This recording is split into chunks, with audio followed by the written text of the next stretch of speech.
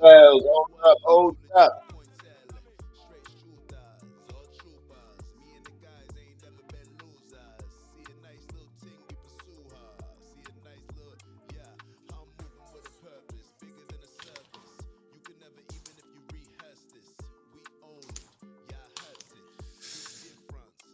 Whoo!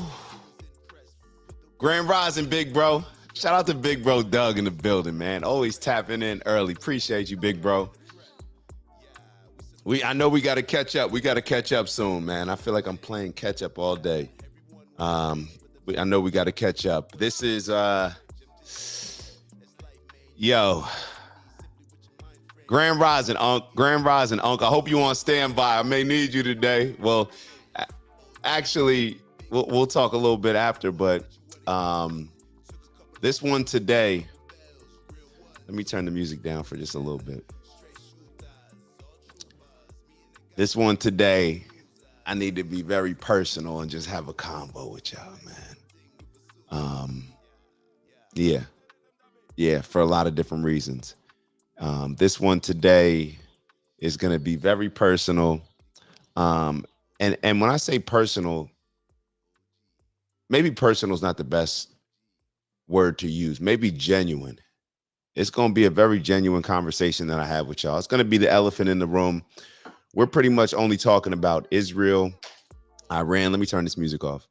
We're pretty much only going to be talking about Israel, Iran, some of the things that have been going on, some of the fracturing or separation, I should say, within the quote unquote MAGA movement, America First movement. This is going to be perhaps a heavy one, perhaps not, but I'm going to be as direct as possible on this issue with Israel and Iran. I don't like it. I'm uncomfortable with it. And when I get uncomfortable with things, it tends to come out in ways that are, how can I put it? It can tend to come out in ways that are super direct because that's just how I communicate. So when I get uncomfortable, it's just like, yo, it's going to be direct as possible. We'll have a little bit of grace as well, though. And I just really want to highlight certain things that are going on, certain things that I'm seeing, certain things that I'm hearing, because I've just been noticing more and more that people that are trying to defend not only us getting involved, but people that are trying to defend war, it's always the people that, I'm not going to say it's always the people, but a lot of times it's people that have never gone to war, have never sacrificed anybody in their family to go to war. It's almost just like a concept of like, let's go to war. Let's watch Netflix. Let's do this, because a lot of people feel that they have nothing that they're sacrificing on a personal level. I can't stand war. It's very simple to me how I look at it. It just makes no sense. It makes no sense to me. I don't think that there's ever been a resolution that came from war that was a godly way of getting there. It's war. It's killing people. It's taking people's lives in your own hands. We're supposed to, and what sucks about it so much, and the irony and maybe audacity, is that a lot of people are doing it in the name of religion. You're killing people in the name of religion. That's really what war, that's how illogical war brings people. It gets you to the point where you're rationalizing killing somebody, and your logic behind it, or your truth behind it, your truth, because it's not everybody else's truth, is because of your religion. And then you got people, and we're gonna look at the Ted Cruz video with Tucker Carlson, but just to kind of give you guys an example, Ted Cruz is sitting here saying, "Oh, I'm standing up behind Israel." He's acting as if the U.S. isn't involved, but then he slips up saying that we are involved in sending missiles over to Iran. And he gets asked a question, and it reminds me of why I can't stand religion. It reminded me of why I can't stand religion. He answers and says, well, in the Bible, it says God to be good to Israel. So you're telling me that book that was written thousands of years ago, that book that was written thousands of years ago, you're telling me that they were talking about the Israel right now, the one that's the size of New Jersey in the Middle East? That's the one that Ted Cruz reads the Bible and says, be good to Israel. So now he aligns himself with everything that Israel does. This is the logic that comes into play with certain individuals that just want to push narratives, push agendas, and get behind certain groups of people that fund them, certain groups of people that are powerful enough to where you feel like you can attach yourself to them and you be in a privileged position. I don't like it. This is why it's very hard for me to follow any religion, because it's a book that can be interpreted and used just as much as a savior for certain individuals, but it can be used as something that destroys and commits genocide on other people. And we're okay with it. The majority of us are okay with it. So let me kind of get into my notes. I kind of got off a little bit. I wanted to start off with something different. Let me actually start off with something perhaps a little bit lighter for y'all. I wanted y'all to take a look at this before we start getting into all the interviews and everything about Iran versus Israel. I want to take a look at this because I'll be honest, these brothers have been annoying me for a bit, and I just don't understand them. And I'm talking about Earn Your Leisure. I don't really watch a lot of Earn Your Leisure stuff. I actually met the guy, Rashad. Seemed like a cool dude. I think he's from Rockland County, I believe. I met him at a fair up there just randomly, or I don't know if it's randomly, but Alon, shout out to Ann. I see you tapped in. Just listen to this. Just listen to this, because it just seems like everybody, like when you hear certain instances or certain situations come up, like whether it's migration or whether it's the Middle East and war, not only do people's principles go out the window and they start to sound very demonic, but I just realized I didn't even put my light on. Hold on one second. I got to put my light on.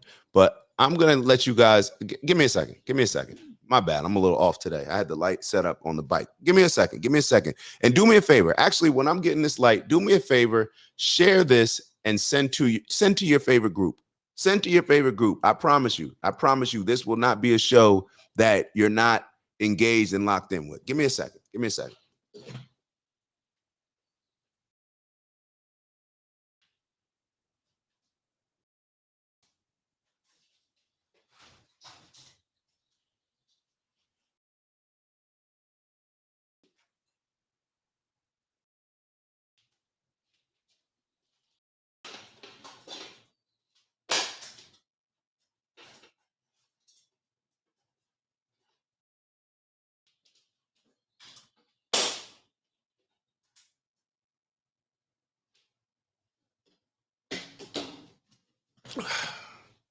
My bad about that.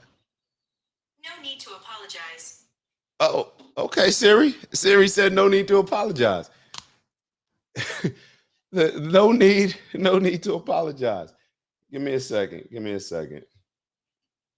I want to turn my other light on. All right, we got the studio lights on too. All right. Thank you, because I see that the numbers went up. Take a look at this. Once again, let me just shut up. Let me just shut up and you guys take a listen to this. We need illegal immigrants. Yep. Hot take. Right? For like sure. take The it. country You can needs do it. whatever you want with that information. We Mhm. need our economy. This is take away the moral clause, take away what's right, what's wrong. Let's just look at this from a pure rational economic standpoint. Our country needs illegal immigrants. While it's hanging on by a thread. That's the other part that isn't. The tax revenue is needed. The jobs. Exactly. That people are don't understand. needed. They're still paying taxes. They're Facts. working these jobs. They're helping the economy. They're moving things forward. We talked about agriculture. We talked about construction. We talked about restaurants and hospitality. I don't understand. Like, 90% of the people that's pushing this agenda are immigrants themselves, second generation. Yep. Chancellor of Iran Germany included. showed Chancellor Donald Trump included. Chancellor of Germany showed Donald Trump's grandfather's birth certificate in Germany. Gave it to him. What? At the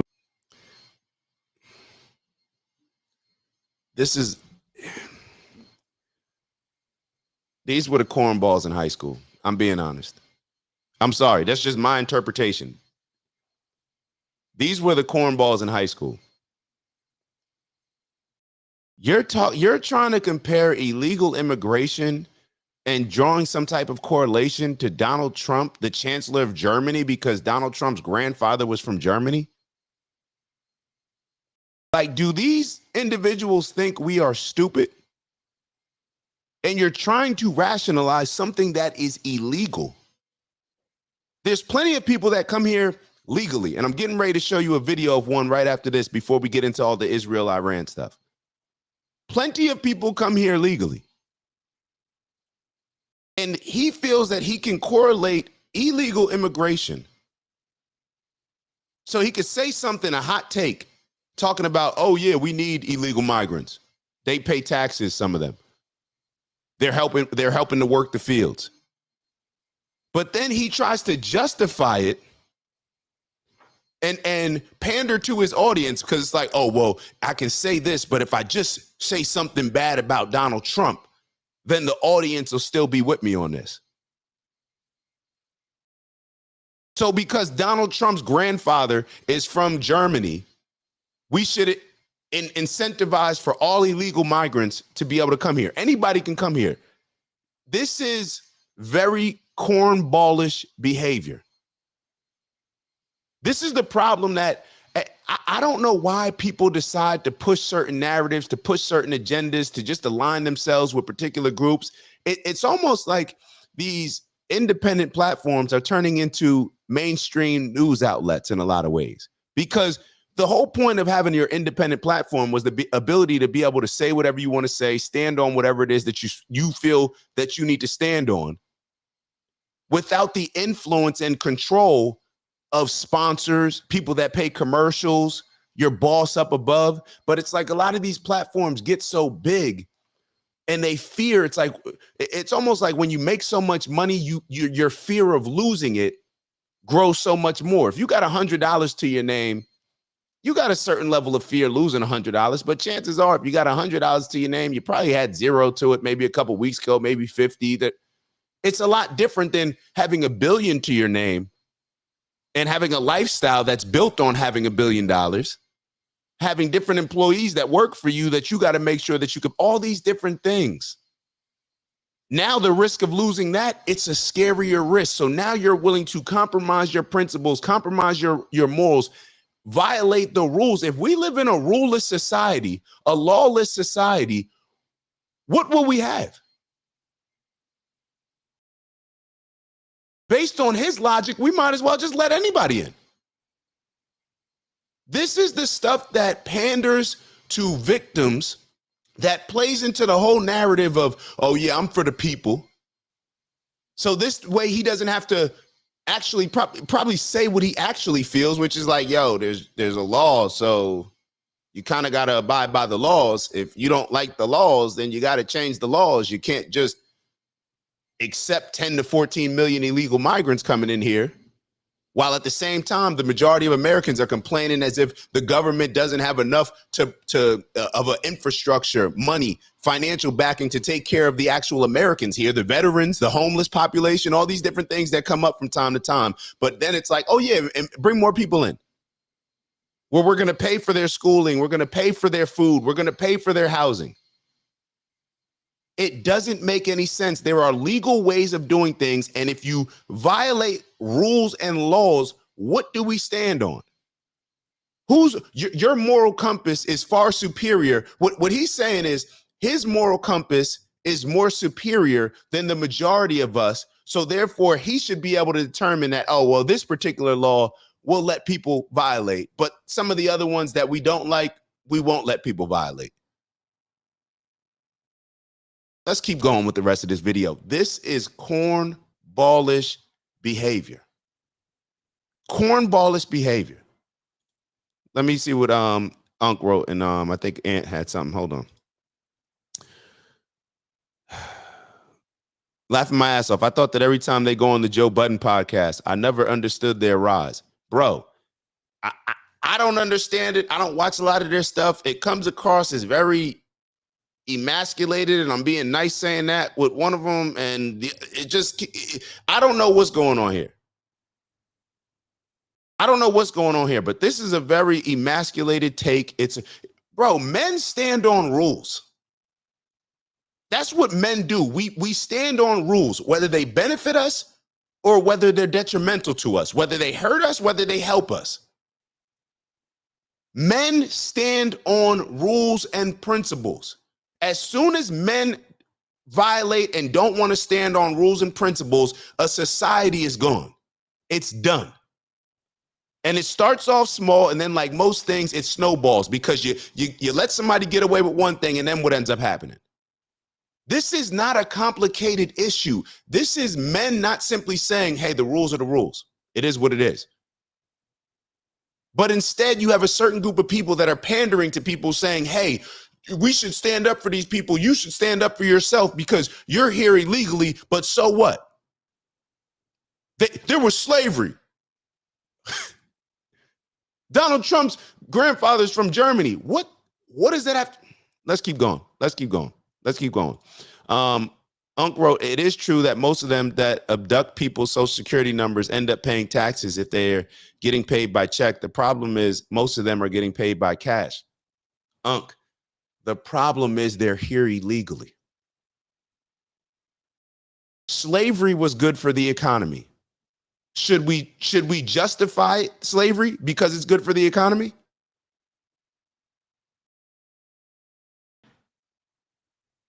Illegal migrants are good for the economy. Oh, but it's illegal. So should we justify it because it's good for the economy?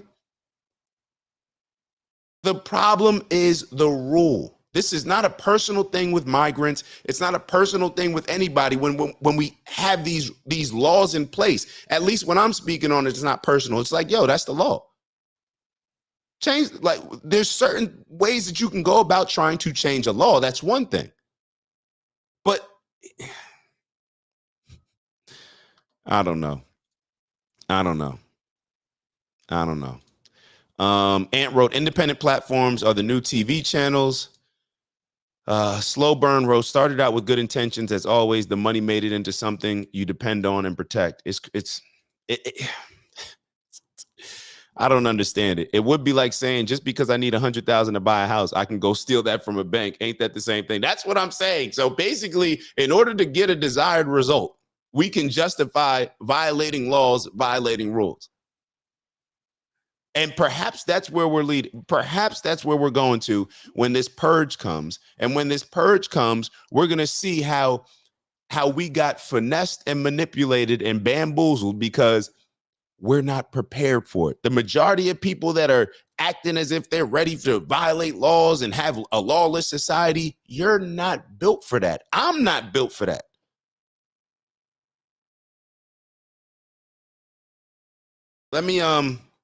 Let's move on. I want to hold on. Are they done? Let me see if they're done. Hold on. You didn't see that? No, I did not. At the White House. Okay. That's what I'm saying. Like, come on, man. First of all, you on stolen land. Yeah. Second of all, you yourself just came either this recently or two. Yo, you're conquered, bro. Every piece of land that somebody occupies right now, you could say is stolen land. Give me a piece of land on this planet that's not considered stolen land. So pretty much we should have lawlessness everywhere in the world because stolen land. They're going to amp people up to do some dumb stuff. That's what a lot of these leaders do. They get wealthy and they try to make it seem as if they still have some connection to the community because that's how they rose, right? That's how they rose to fame, because of their connection with the community. But then they get so high that they're willing to lose their mind in order to show that connection, in order to show that they're still down with the culture. So they end up saying dumb stuff and getting people to think in a warped way where your perspective is just completely off. There's a law. Now he's trying to say, yo, you're trying to send back illegal migrants. You shouldn't be able to do that because we're on stolen land. What? You shouldn't be able to do that because your grandfather's from Germany. 2 generations ago. You haven't been here for 400 years. We have. But the people that's pushing this agenda, they haven't. No. You yourself just got here. So it's just crazy how, like. So if that's the case, I'm looking forward to hearing these brothers speak up on this Israel-Palestine situation. I'm looking forward to these brothers speaking up on the Israel-Iran situation. Because if you got that energy speaking up about this situation and people losing their land and stuff, I'm sure that you got in these undocumented, and you got such an investment in these undocumented migrants from different areas, then I'm sure you have something to say about our involvement with our tax dollars, with possibly now our soldiers going over there on the ground. Eventually, if it gets to that, who knows? I'm sure you'll have something to say and stand up against what's happening between Israel and Palestine, right? Or are you a little nervous about that? There's a lot of audacity in that, where it's like you letting white immigrants from South Africa come as refugees. And we let one just run a White House. Yo, since he started off with a hot take, I got another hot take for y'all. Because Donald Trump let in 55, I believe it was 55 migrants from, or whatever you want to call it, refugees, migrants, people not from America, non-Americans. Because he let in 55 non-Americans, we should raise hell over them letting in tens of millions of illegal migrants. And when I say them, I'm talking about Biden and Kamala. That's how. Yo, these people gonna gas y'all up, man. You ban in 12 countries. 80% of them is in Africa. Yep. To come, kicking little kids out. You running in people's houses with kicking little kids out. See, that's the wordplay that a lot of people who watch them will not even understand. Kicking little kids out. See, that's the narrative that they tried to push with the mom who asked for her child, who could have stayed in the country, like Tom Homan said, but she decided that she wanted to take her child with her. So now he's going to say it where it's like, well, what is he actually talking about? What is he not talking about? You're kicking little kids out. Plain clothes, baseball hat. You're running in homes in plain clothes and baseball hats. Bro, what does all this? Okay, so you don't like the way that they're doing it? You want them to wear uniforms and then you'll be cool with it? Hats and T-shirts, not even identifying yourself. What are you doing? We need illegal immigrants. Yep. Hot take. Bro, cornballish behavior. I'm not surprised. It is what it is. I'm not surprised. Hold on. Let me bring up this next video that I wanted y'all to check out. I think it's on X. All right, I think I got it right here. All right. Take a look at this. Take a look at this. Let me make sure I got the screen shared. Hold on. Oh man.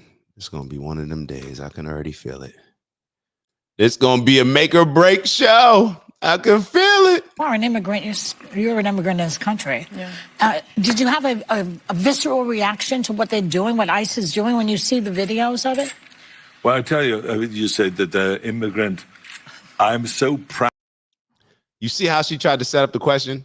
And I promise y'all I'm going to let it play. I may stop it 1 or 2 times, but I promise y'all I'm going to play it. She said, did you have a visceral reaction? You're an immigrant. Did you have a visceral reaction to these illegal immigrants as if they're one and the same? Proud and happy. Well, I tell you. A visceral reaction to what they're doing, what ICE is doing, when you see the videos of it? Well, I tell you, you said that the immigrant, I'm so proud and happy that I was impressed by the American people like that. I mean, imagine I came over here with the age of 21, with absolutely nothing. And then to create a career like that. I mean, in no other country in the world could you do that. Yeah. Every single thing, if it's my bodybuilding career, if it's my acting career, becoming governor, the beautiful family that I've created. All of this is because of America. That's true. And so this is why I'm so happy to see firsthand that this is the greatest country in the world, and this is the land of opportunity. You hear her in the back talking about that's true. Look at Whoopi. What does Whoopi want to say? The nerve of a lot of ungrateful Americans. See, this is why if America's so bad,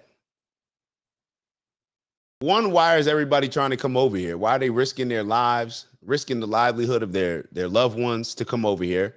And one, if it's so bad, if all these people complain that it's so bad, why are you still here? Newsflash, things may not get better. So if you think that things are terrible right now, they may not get better. This is it. This is America, bro. This is the country where everybody comes to. This is the country, the land of opportunity, where you can go from your parents being a sharecropper to you being an attorney. This is that country. Stop allowing people to complain about this country in such a way where you start to not appreciate it as much. And the reason why I'm telling you to stop doing this is because when you don't appreciate an opportunity as much, it doesn't allow you to take advantage of that opportunity. Because you're so unappreciative of it. You're so like, man, this ain't that good. This ain't that good. Don't be the millionaire that's living on a block full of billionaires complaining about how poor you are because you only can see things through a perspective that's relative to your little bubble. That's what Americans do. Oh my God, things are so racist here. This is so bad. Stop it. Try going to some of these other countries talking about racism. In a lot of ways, look, we live in harmony in America. We live in harmony. All these different types of groups of people. And we think that, oh, because a George Floyd situation happens, or, oh, because a Rodney King situation happens, or, oh, because we're mad at OJ for killing the white woman. We think that these situations that occur every few years, and there's a uprising or a riot, we think that we're living in a destructive, divisive country. The majority of America is living in harmony. You can go down the street, you go to school. I think about my school experience growing up in Montclair. You grow up with all different types of kids. Nobody's battling over race. It's the adults that put that stuff into our heads. It's the adults that end up watching too much damn cable TV. The adults that allow their experience in life to tarnish them. So therefore they take on this victimhood as if things are happening to me. This is why I can't get ahead. This is why I don't have the success that all these other people have. You start playing the blame game and you start passing on that trauma to the next generations. Now we're growing up thinking that, oh, this is racist. We're seeing it through the same lens that y'all saw it through. Rather than seeing the glass 90% full, we're worried about the glass being 10% empty. That is the world that we live in through this privileged and spoiled American life that we all have the opportunity to live. See, that's why other people come to this country and get busy. That's why all these African nations, the Nigerians, you got people from all over Africa, you got people from India, you got people from all over coming here, taking advantage of the opportunities because they don't care about the racism. They don't care. Oh, somebody doesn't give me opportunities because I don't look like them. Okay. I guess that's an opportunity for me to work with the people that do look like me. But instead, they're not begging people who the same people that we say oppress us, please change this. Please level the playing field. Please do all these things. And here we beg so much, they ended up giving us stuff. And if you look at when they started giving us stuff with the social programs, that's when things started to go downhill the most. Oh, the country tried to make up and level the playing field. They had such great intentions. They gave us welfare programs because we can't compete with everybody else. They gave us DEI. They gave us all these affirmative action. They gave us all these things, right? That benefited a few people. But what did it do to the overall people? Incentivize people to not get married, incentivize people to stay in the same projects that their parents grew up in. Incentivized us to not go out and get things on our own because we have this cushion of assistance that we can always rely on. This does not work in any other area of our life, but we think it's going to benefit us in this one. And why? Oh, well, we deserve it. We deserve it. We were conquered. We were conquered. We were conquered and we're able to live on the land that we were conquered. And one of the reasons why we're able to live on the land that we were conquered, we lost a war. One of the reasons why we're able to live on this earth or this country in harmony is because a whole bunch of people that we complain about when it comes to white supremacy, right? White supremacy, a whole bunch of those people have been the only people on the planet that have been willing to risk their lives to do anything for Black Americans.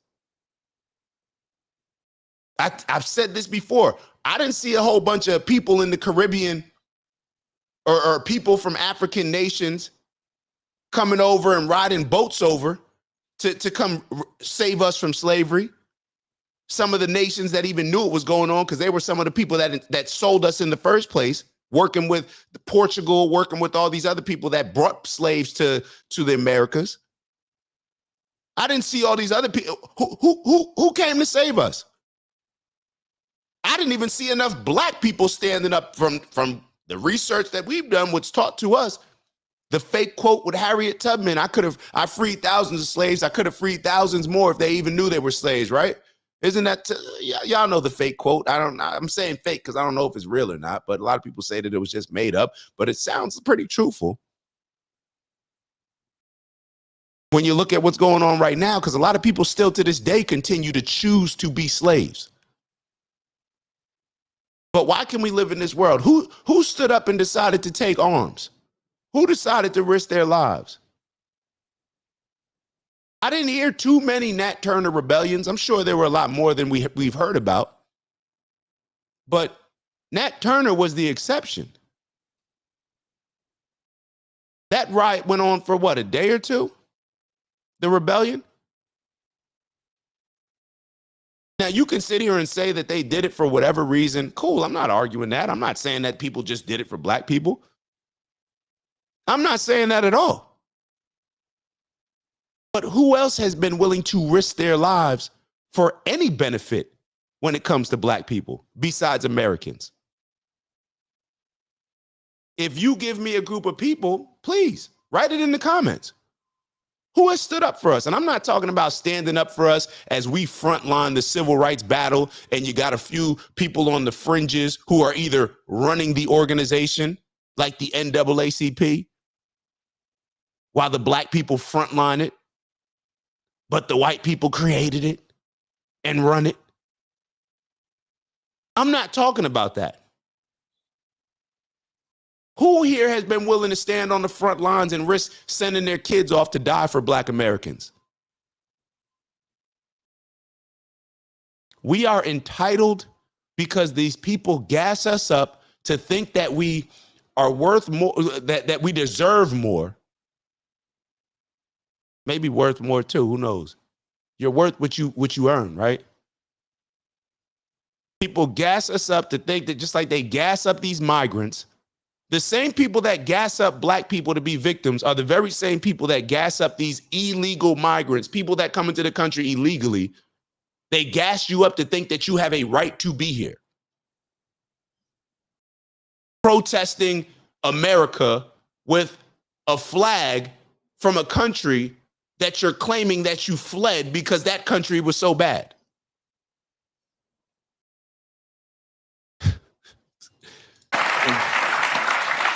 And I think because I'm such a proud American and a proud immigrant that came to America, I was asked to do. Hold up, Unc. Hold up. Shout out to Shy in the building. Unc said, hold on. Now you got to think, not everybody chooses how their life is going to end up, successful or a house servant. Some people do not have that choice. Boog, what up, Boog? So I want to repeat these words. hold on now. You got to think not everybody chooses how their life is going to end up successful or a house servant. Some people do not have that choice. Unc, who doesn't have that choice? You got that choice. I got that choice. Who doesn't have that choice? This is the problem. Now you're trying to justify something with the exceptions. I don't know anybody who doesn't have that choice.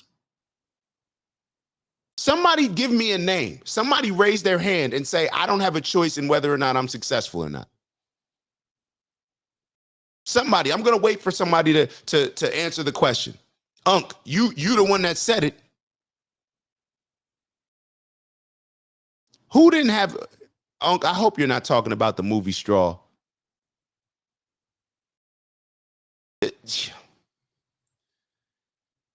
Yo, people that say that they have no choices, it's such a weak mentality. It's such a, Unc, are you crazy? The woman that was in that movie didn't have the choice. You lost everything because a cop ran into her. Unc, she had a choice with who she slept with. She had a choice with who she decided to open up her legs to and ejaculate in her and have a baby with her. She had that choice, right? To put her in a position to where now she's struggling and can't take care of her daughter. She had a choice to decide who she's going to have a baby with, right? She had a choice to decide where she's going to work. She had a choice to decide what she's going to commit to. This is bullshit, Unc. And you're pandering. You are pandering. Who doesn't have a choice? And you know what's so funny? Think about this. I asked for an example of people that don't have choices, and Unc brings up a Tyler Perry movie. Just think about it from that standpoint. And look at what he does. Look at what Unc does, pandering.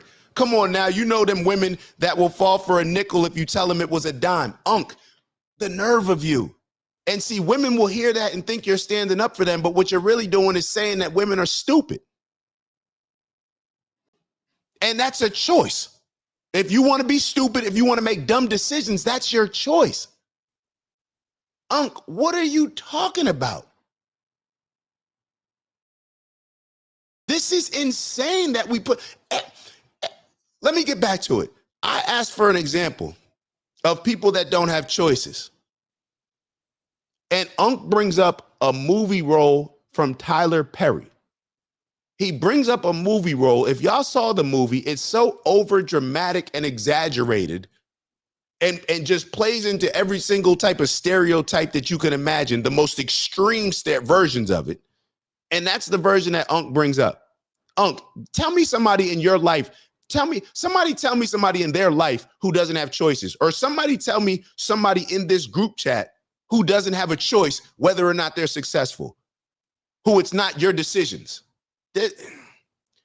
This is the weak mentality that a lot of us have had passed down to us. This is real generational trauma. When you grow up thinking that your success is not up to you or not. We are living in America. Somebody can literally open up, you can open up a business today. We got artificial intelligence now. You can literally go on AI and have a website up. You can order t-shirts from China for the low, or you can go to New York and grab the t-shirts, go get a screen printer, put the label on the t-shirt and have a t-shirt company for less than $500. And we're talking about we're oppressed.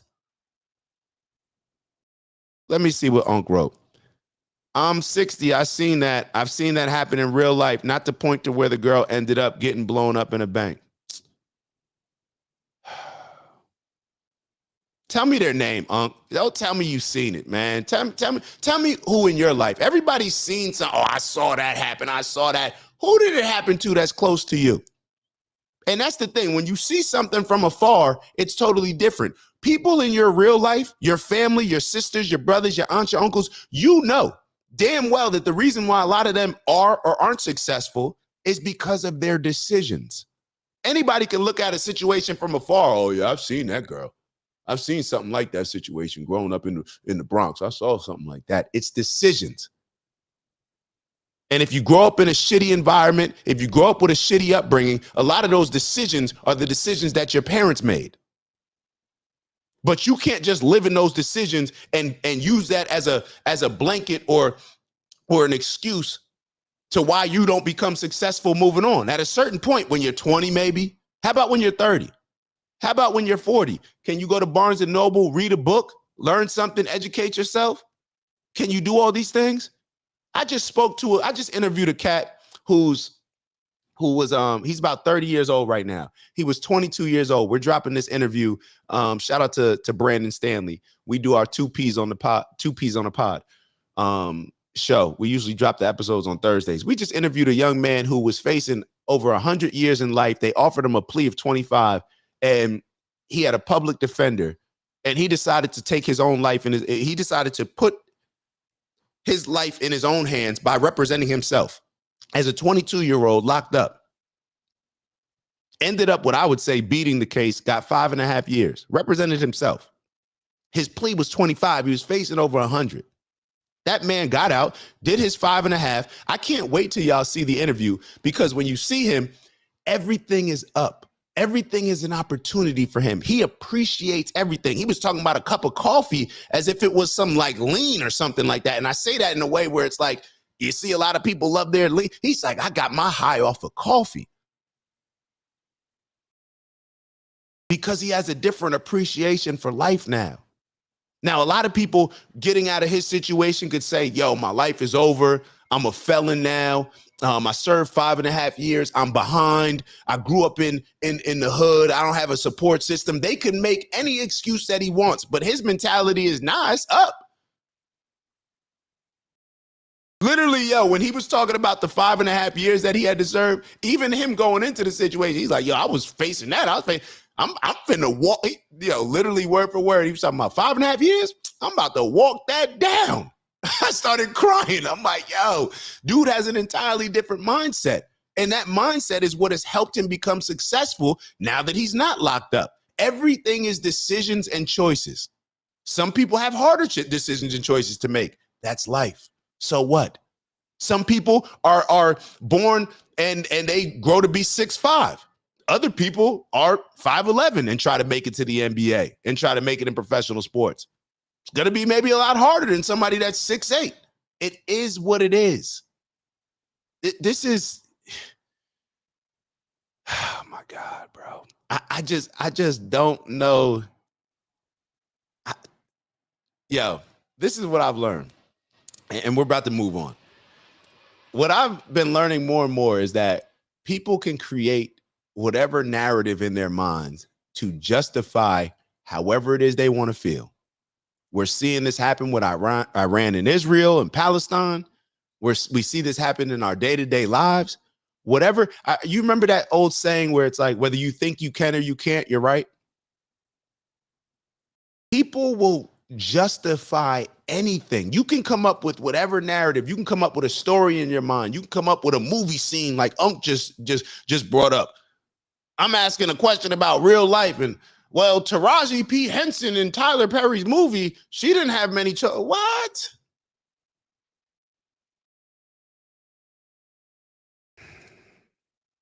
All right, let's move on.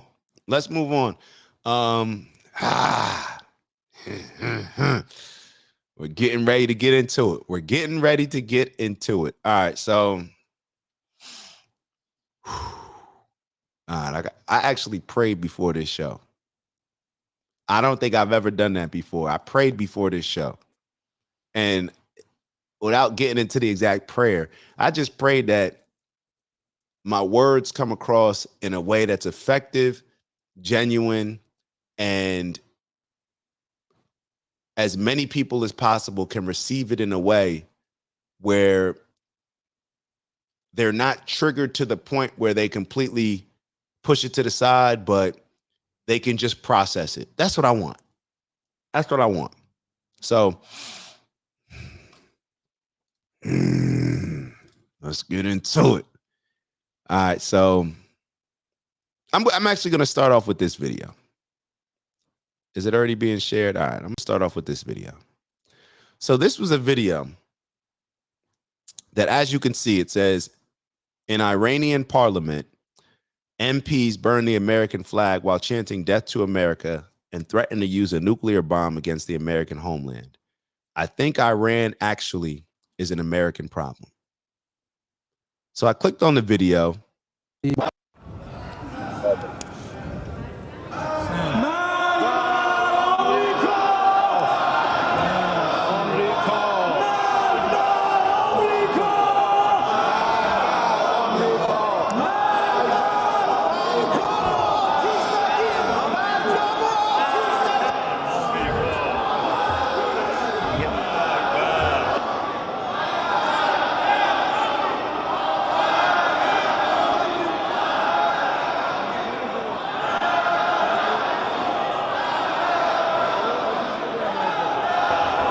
متشکرم. آقای گورکن مراقب باشید مجلس آتش نزنید. متشکرم. بفرمایید. اگر اروپا و کشورهای مهم مثل روسیه و چین این خلأ بین المللی را پر کنند شاید راهی برای ادامه مسیر باشد. در غیر این صورت جمهوری اسلامی با اقدامات هسته‌ای خود ایشان را سر عقل می آورد. So you see this part where it says, otherwise, Iran, now they're talking about the nuclear deal. The main part of this video, no, I'll read the rest. Otherwise, Iran will bring President Trump to his senses with its nuclear actions. This is when they were negotiating the nuclear deal. I think Trump tore it up, which, to be totally honest, like the whole nuclear situation is very strange to me. And we're going to get into that because it's like, who decides what countries are allowed to have nuclear weapons and who's not? It would almost be like living in America where certain people are allowed to have guns and certain people are not. Now, I guess that's a little different. Like if you commit a crime, you know, felons don't have the same access to weapons that other people do. But that's like me as a person telling another person like, hey, you committed a crime. It's not like the point that I'm making is, I guess America is morally justified, or Israel, they have superior morals to where they can determine whether or not another country can have nuclear weapons. America and Israel, we could drop bombs on people. We could do whatever to different countries. Shout out to Barack. You know, Barack was dropping a lot of bombs on people, but he was doing it with a smile, so nobody really cares. We could do all these different things, but other countries will threaten to kill their people if they try to protect themselves the same way America would try to. I'm just trying to, it's just a very, and you got to unpack it in a lot of ways because obviously it's not as simple as how I'm presenting it, or maybe it is, I don't know. It's just one of those things that stands out to me a bit. So that wasn't the point of this post. The point of this post was when I clicked on this thing, I realized I scrolled down and I said, oh, because the first part, what are most people going to watch? Most people are going to watch this, right? Death to America. And I saw a bunch of other videos where they just showed this part right here. But then when I scrolled down, it says this video of Iranian MPs burning a U.S. flag and chanting death to America is from May 9th, 2018, not June 2025. It was a protest after the U.S. withdrew from the Iran nuclear deal. Recent posts may have shared it to comment on current tensions, but the event is historical. You know what that's a nice way of saying?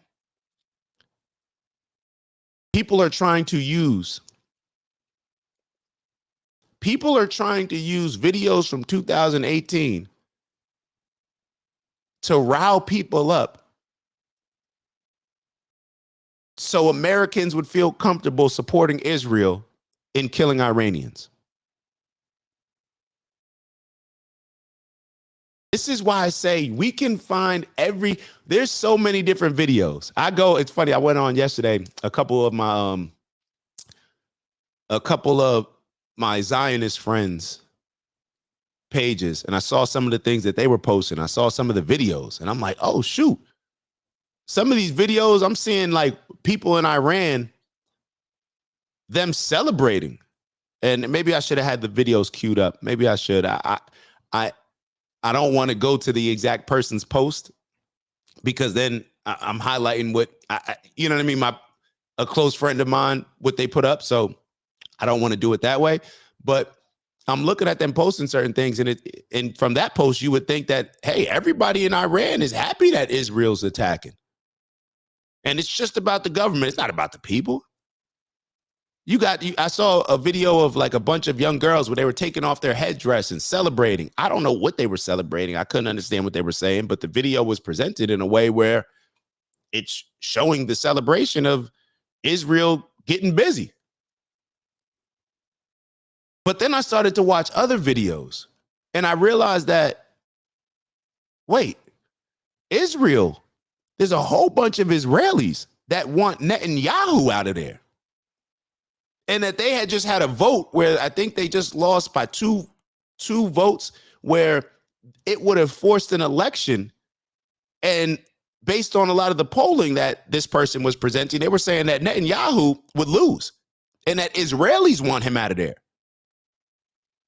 So it's all propaganda based. Even if it's a real video, what do we typically do? We'll watch a video that fits the narrative that we already want to express, that makes us comfortable expressing, and then we'll run with that. So we can find plenty of videos that justify perhaps what Israel's doing. You can find plenty of videos that justify what the Palestinians have done or are doing. You can find plenty of videos that justify what Iran's doing, plenty of videos that justify why the U.S. should get involved, videos that justify why the U.S. shouldn't get involved. But ultimately, what it comes down to is the hypocrisy of a lot of these people supposedly standing on religion, in my opinion. The hypocrisy, the elitism. I interviewed a rabbi, Manis Friedman. Let me actually bring that up. I'll show that post. I interviewed a rabbi a while ago, and they still didn't. I went to Brooklyn in the Hasidic section, pulled up in Hasidic section, got out there, and people looking at me like, yo, what are he doing there?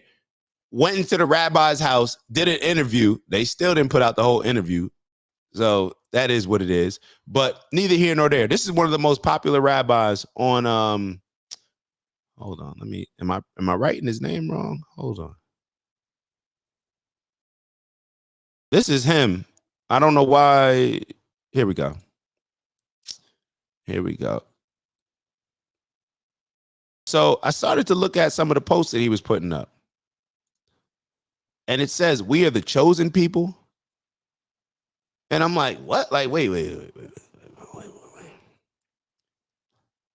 That shows a level of elitism that I'm not comfortable with.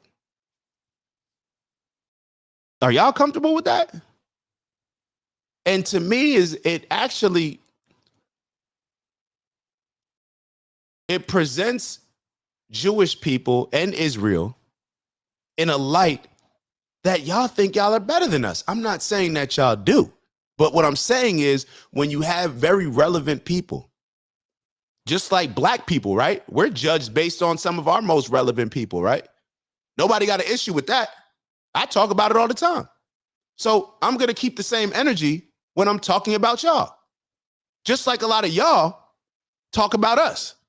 Because I've had certain conversations with a lot of my Zionist friends. We talk about Black Lives Matter. We talk about different things with black people in America. So I'm going to talk about y'all as well. Because I would be a sucker, a punk, a coward, a cornball if I didn't have that same energy or if I didn't feel comfortable. Here I'm allowing somebody to talk about me, but I feel scared to talk about you. That's just not me. When you say you are the chosen people, who's the rest of us? Who are the rest of us? And see, this is real division, because this is why I appreciate the Baha'i faith. I'm not a Baha'i. I'm not a part of any religion.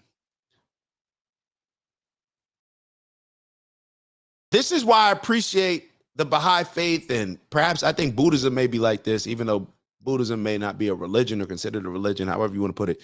But their mission or their standard, what they stand on is that all of us are one. That's the only way that we can ever have some type of harmony around the world amongst and not get divided. Because when you look at it, religion typically divides us more than anything. Look at the history.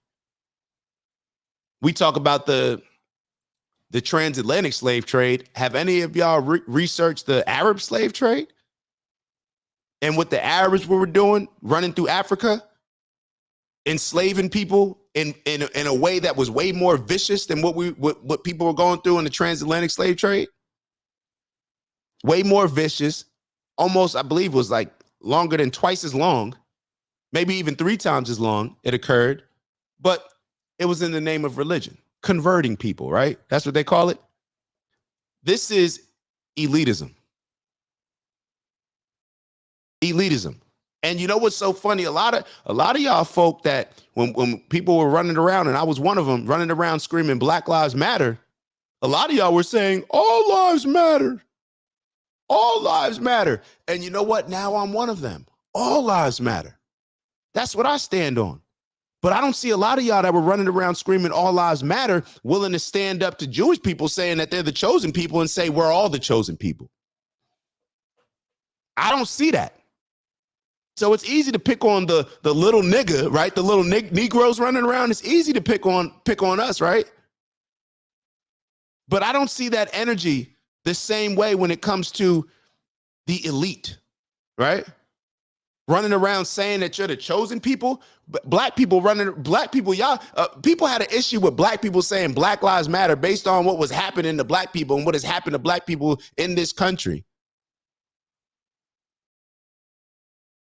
And now we're just okay with a certain group of people. Not only are we okay with a certain group of people saying we're the chosen people, but you got people like Ted Cruz pretty much pledging his allegiance to Israel because of something that was written in the Bible thousands of years ago. So now he feels that because in the Bible it said be good to Israel, now that he has to support everything that the Israel government does. The same Israel that was created, 60, 70 years ago? That's who Ted Cruz associates what they're writing in the Bible with. Let me check my phone to make sure my parents aren't telling me to chill out. Nope, I'm clear. This is elitism. We are the chosen people. This is the post that you leave up 10 hours ago. Sorry to break it to you, but we're all God's chosen people. You're no better. You're no worse, but you're no better. Let's keep going. Do I want to stay on? Hold on. Let me see if I want to stay on. Did we finish that last video? Hold on. No, we finished that last video. All right. So this is the one that I want to go to now. Syria. Matt Gaetz. Sure, some of y'all may remember him. Ashley. Hold on. You on the show? Hello. Say what's up. You on the show? You calling me while I'm on the show? Hi. My bad. I was calling because we were supposed to check in yesterday. Word. We're gonna tap in today. But you on the show, so say what's up to the people, and then I'm gonna hit you back in a little bit. All right. Hi, people. All right. I'm gonna hit you back. We was supposed to tap in yesterday. All right, so let's take a look at this real quick. Let's take a look at this with Matt Gaetz.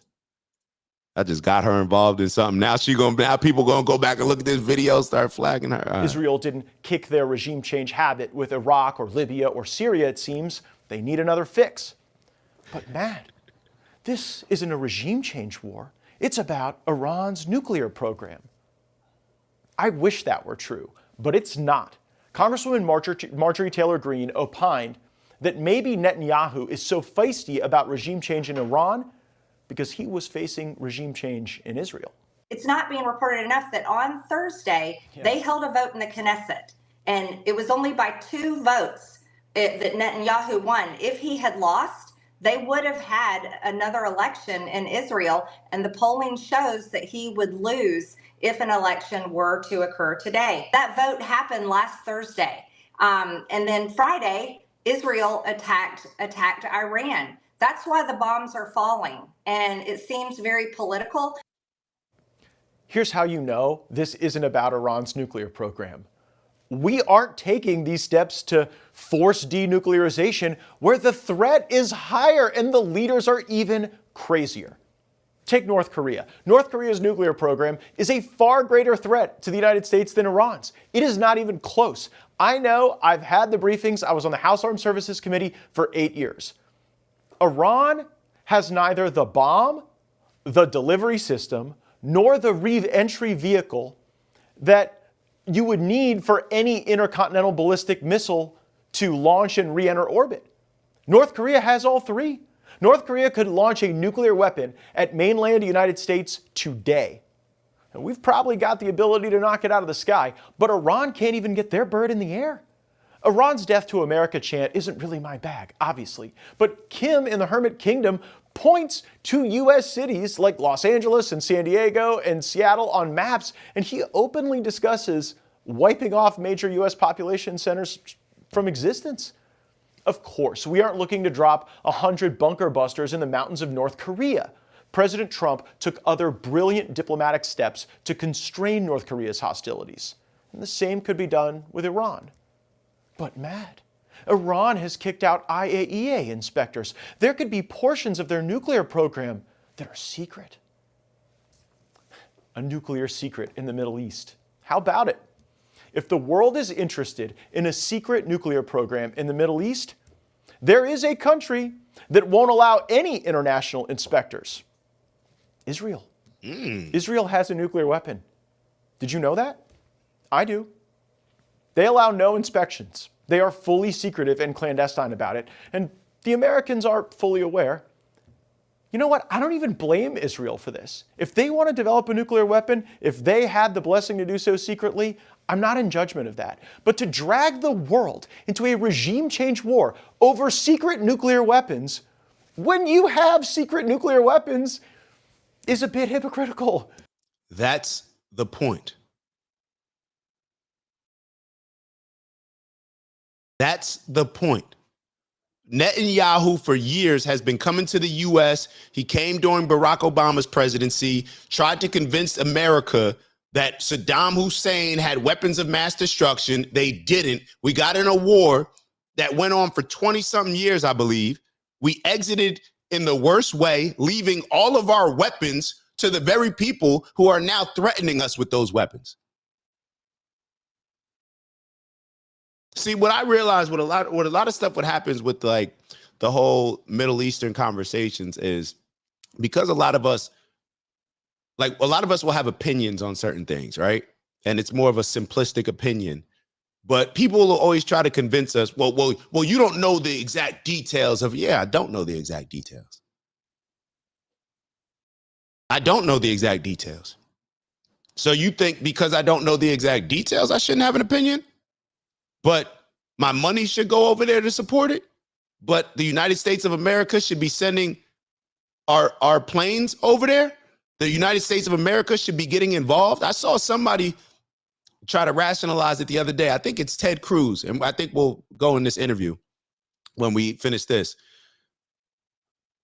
I heard Ted Cruz rationalizing the war by saying we have the same enemies as Israel. That's why we need to align with Israel. Well, Ted Cruz, why do you think we got the same enemies as Israel? Because we get involved in everything that Israel does. That's not you can't rationalize something. Well, we got the same enemies without identifying the foundation of why we have those same enemies. Perhaps if we didn't stick our nose in everything over there, maybe we wouldn't have the same enemies. But I know. America, we're the big bros.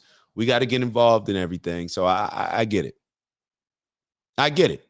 But now, Trump, who campaigned on not getting us involved in any of these wars in the Middle East, these forever wars, I think he was calling them. Now you can tell he has a lot of pressure on him. He's got a lot of pressure on him. Trump doesn't know what to do. You could tell he's getting pressured by folk. And all these wars, and something else that I was watching watching an outlet independent platform, what they were reporting on is saying that Iran is not Iraq. Iran is far more sophisticated. And I think based on the damage that they're already doing in Israel, I think that that's very clear by now. And let me reiterate, I want peace. I want peace. And a lot of people will sit here and say,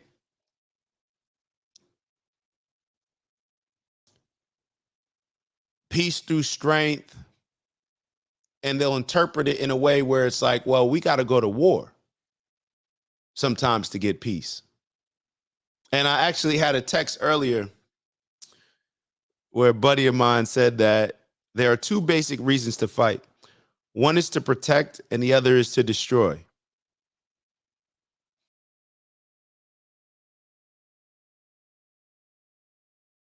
It's very easy for somebody who has always had the advantages to want to keep those advantages and to justify keeping those advantages by saying that they're doing something to protect themselves, but in all actuality, they're the aggressor and they're really just doing it to destroy. I saw a video that I didn't even want to play of Billy Carson. He put up a video of, it shows Palestine before October 7th, and then it shows Palestine afterwards.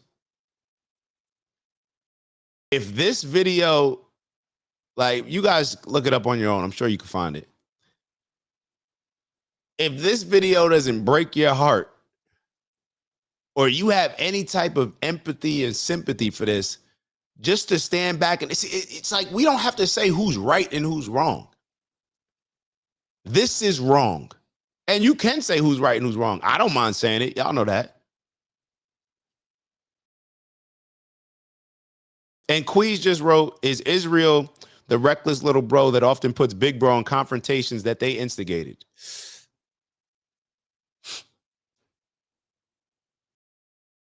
That's what it seems like to me. That's what it seems like to me. And perhaps, see, I don't really blame, for a lot of this stuff, I don't blame Israel. And for a lot of this stuff, I definitely don't blame Jewish people. And I know a lot of people, even Ted Cruz was trying to conflate Jewish people and Israel. Not the same thing.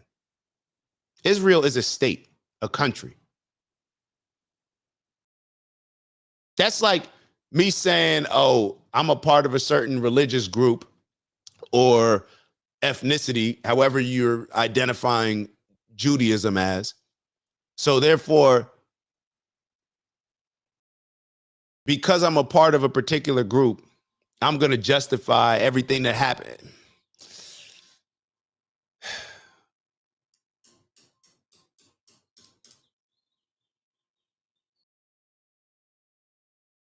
I'm black, so therefore, what happens in Nigeria, I got to be held accountable for that, or I got to feel.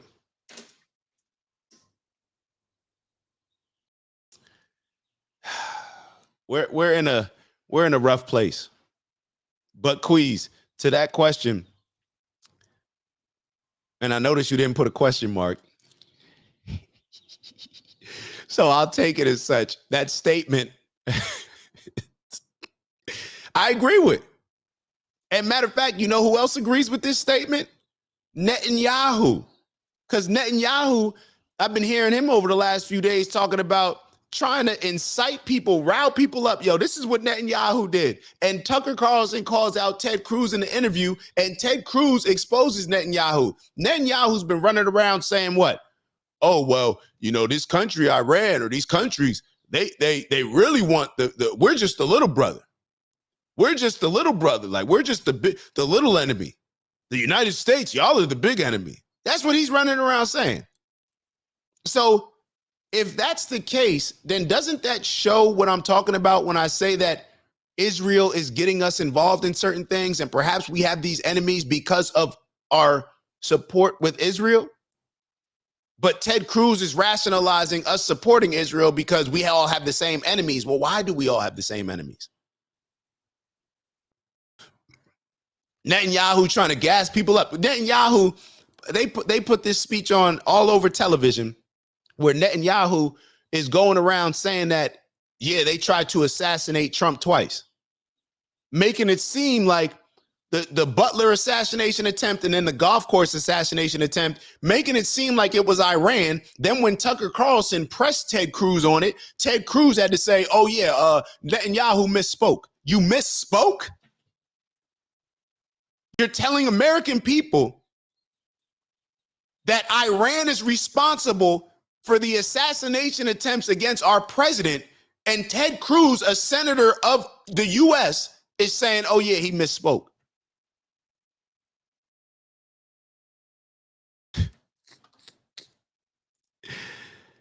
Yo.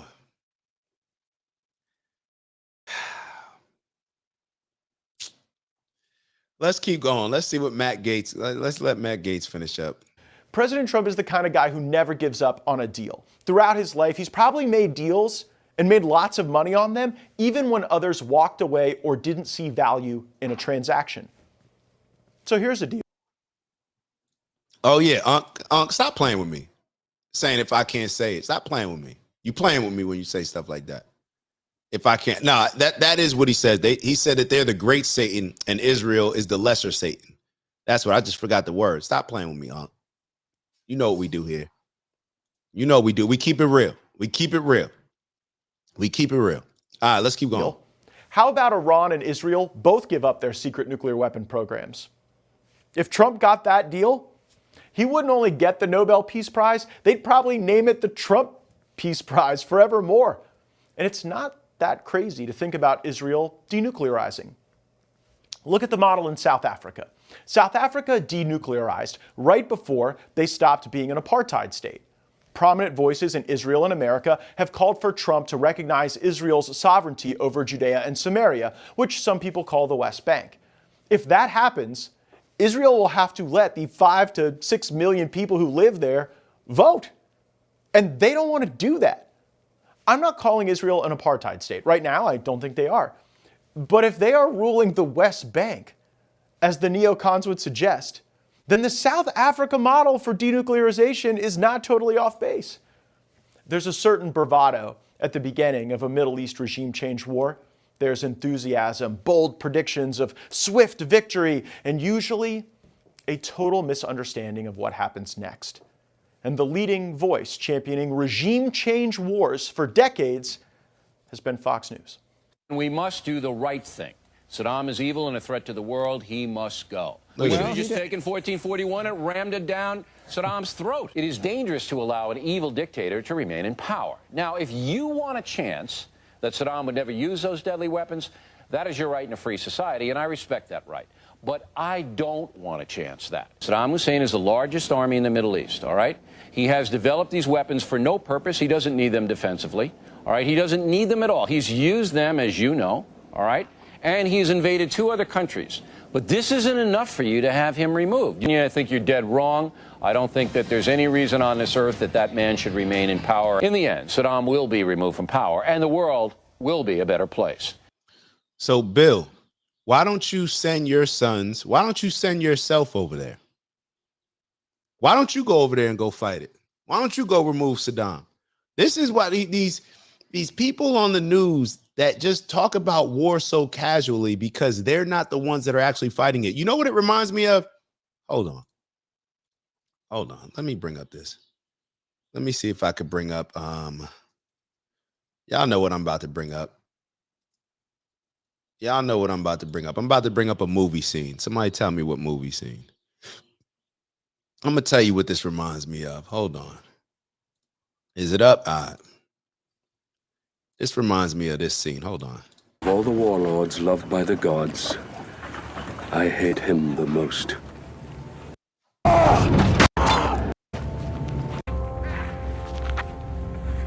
Remember the name.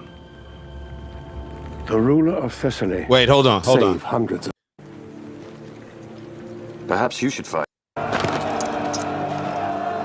Perhaps we should have our war tomorrow when you're better rested. I should have you whipped for your impudence. Perhaps you should fight him. Achilles. Achilles. Look at the men's faces. You can save hundreds of them. This is how they get you amped up. Why don't you go fight that shit? You go do it. You go fight whatever dictator. Y'all want to have a dictator brawl? Somebody call Jake Paul, set up some celebrity boxing match, and y'all can fight bare knuckle, do whatever it is that y'all need to do to get it off your chest. Because the people, you see all these people lined up right here? These are the ones that are going to be destroyed. These are the ones whose lives are going to be forever destroyed. And the ones that do make it home, when they come home as veterans, they don't get any support. We don't have enough money to support them, but we got enough money to bring in all these illegal migrants and support them. Neither here nor there, right? These are the people who suffer in war. There's a reason why people in power are so quick to justify and get into war. It's because they're not the ones that are suffering from it. In most cases, they are the ones that are benefiting from it. The camaraderie of the country becomes stronger. The support of the leaders becomes stronger. There's more money being exchanged. We can feed our military industrial system, right? We can make money. That's why when politicians, you can see like a Nikki Haley and all these people, you wonder like, damn, how did they get so rich? When we're sending guns to other countries, you do realize that that's just us writing a check to ourselves. That's the United States of America. When we're sending all these guns, we're writing a check to American gun manufacturers and weapon manufacturers and lining the pockets of them. So therefore, we can then send off the weapons to a different country. So then when I'm done in politics, I go to that American gun manufacturer and they're hitting me off with big checks. Why? Because I just got them a deal, because I'm a sales rep for them. You can end this war with a swing of your sword. Think how many songs. Look at them. They trying to amp up America. This is Netanyahu talking to Trump. Trump, get involved. You could end this with one drop of that big bomb that you got. You could end it in one. You could save all these lives. You could save this. Yo! Songs they'll sing in your honor. Let them go home to their wives. There go Trump. Thought he was standing on this. Imagine a king who fights his own battles.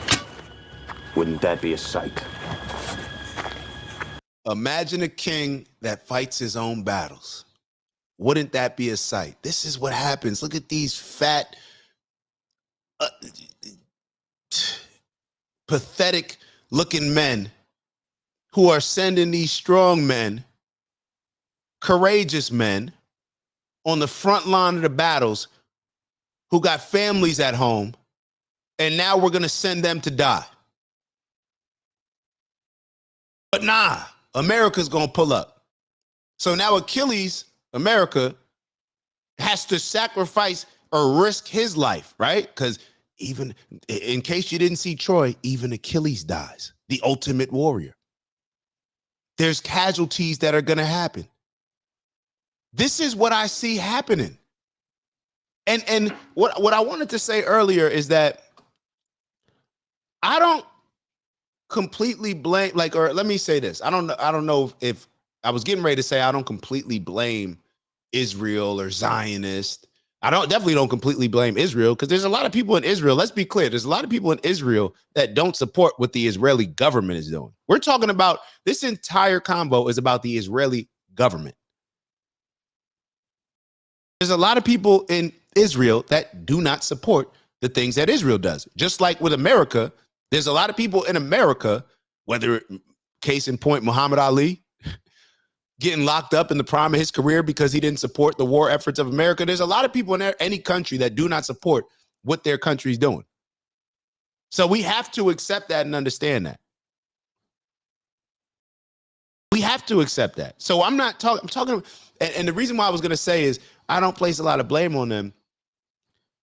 You ever raise a child, or I've never raised a child, but I don't know. Some of y'all have had friends. Maybe some of y'all have kids. And let me hide this. You know how some kids can grow up so spoiled because their parents give them everything? This happens in this almost happens. This happens a lot in Montclair high school sports. We've talked about this before, where the athletes are treated and spoiled so much in Montclair, and then as soon as we go to college, everything hits the fan. And then that same great athlete that we thought was the best athlete in the world, we've been looking up to him our entire lives, he doesn't even make it a year in college because he can't handle the structure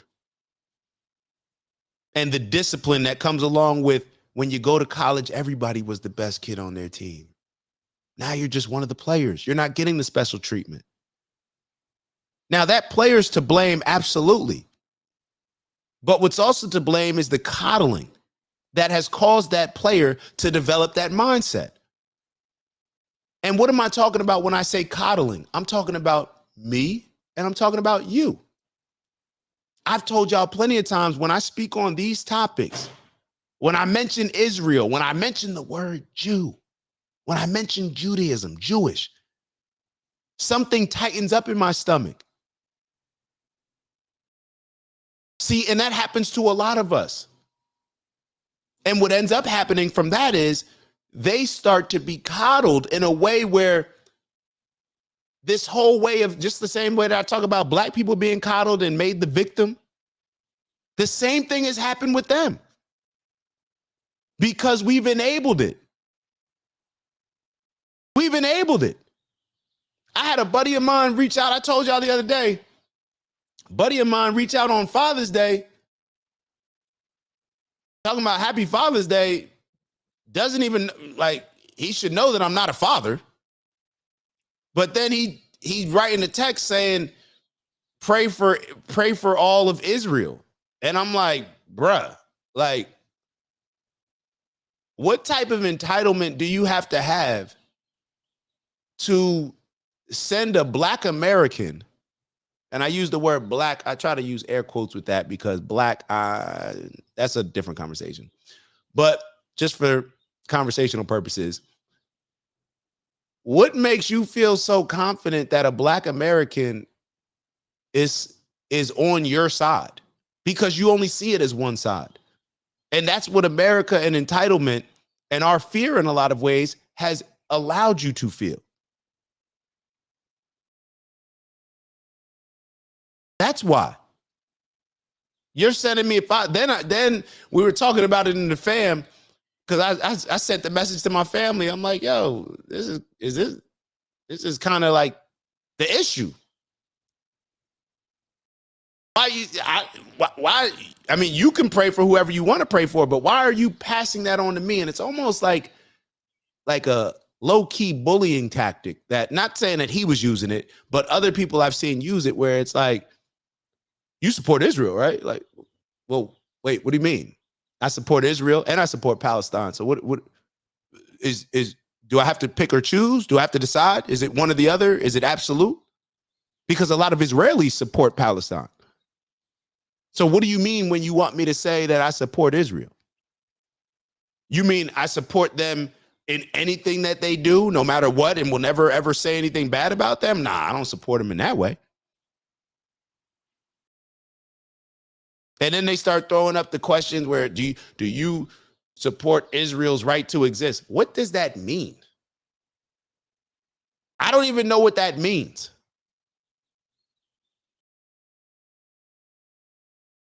That's like me when I look at any country. Do I support their right to exist? Well, I'm sorry. I'm a black American, and my people didn't come over on the transatlantic slave trade. A lot of my people, my family, I'm just talking to me specifically, you can believe whatever you want about your family, we were already here. So this land that we're living on was stolen, right? Technically speaking, right? Didn't Earn Your Leisure say that? We heard that earlier. So if we look at it like that, through that lens, and there's a lot of irony there, right? It's like I'm supposed to feel sympathetic and empathetic for your situation, But when's the last time are Jewish people giving up land for black people who had the land stolen from them? Or are they going into the black neighborhoods and knocking on doors and offering cash? I see more of that in the Hasidic communities, the Brooklyn community that I went to. Just being honest, right? But you're purchasing land that was stolen from me, from my people.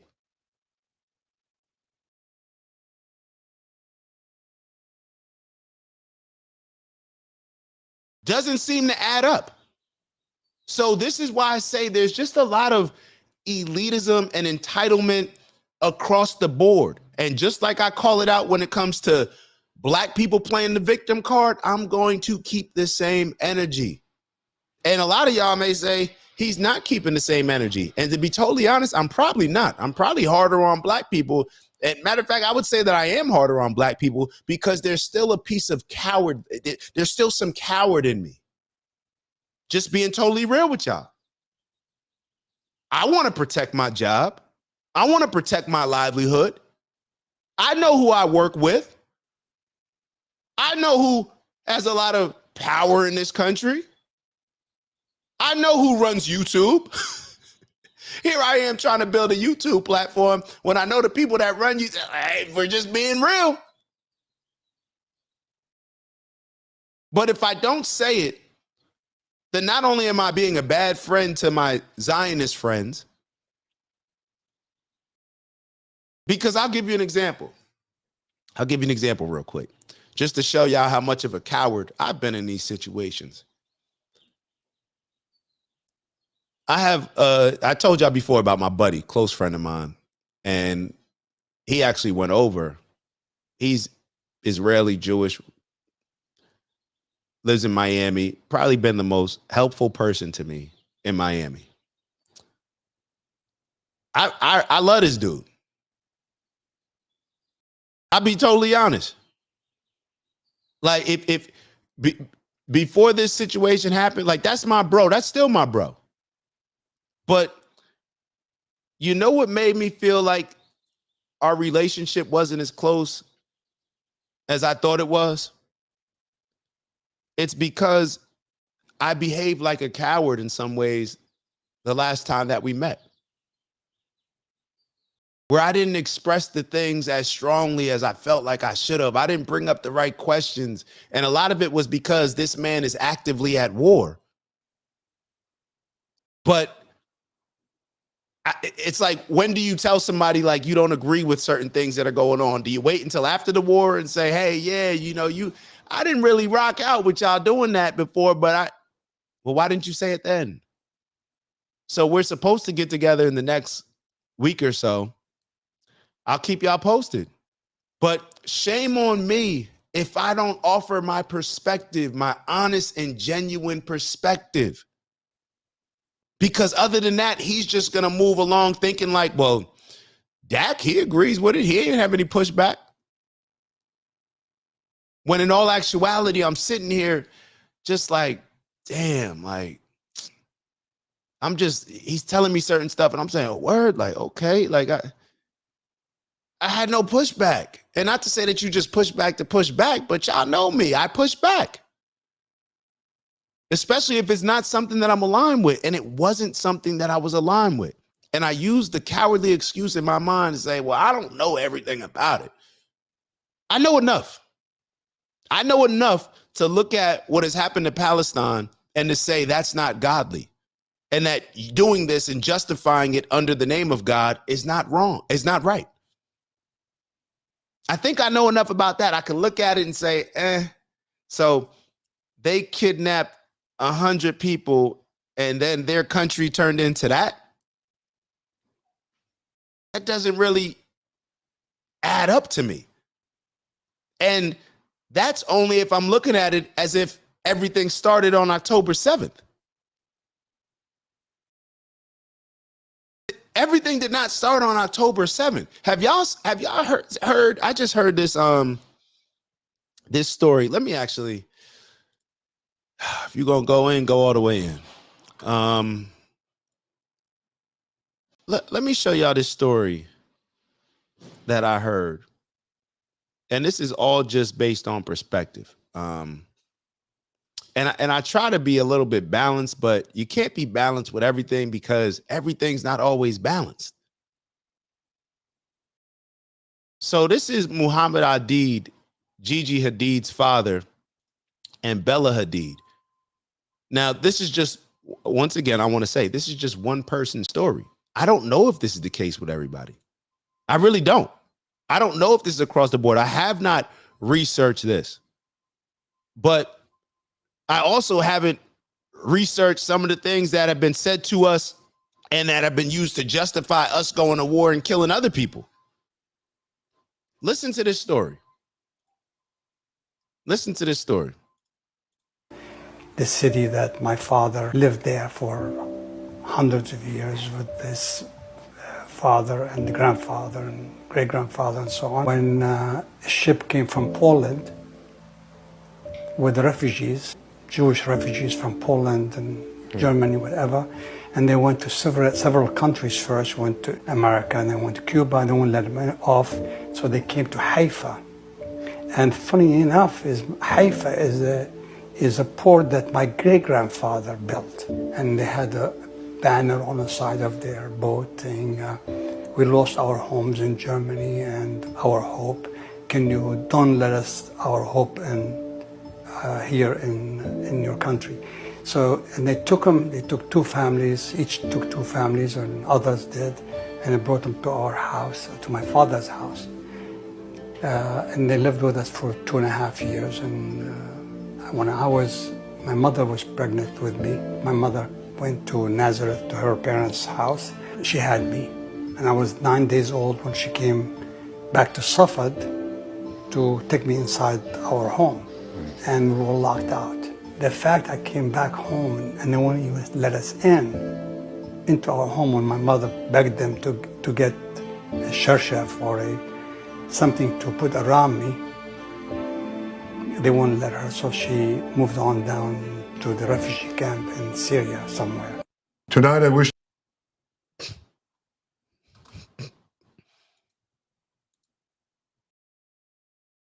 Did y'all hear that story? It's like this did not start on October 7th.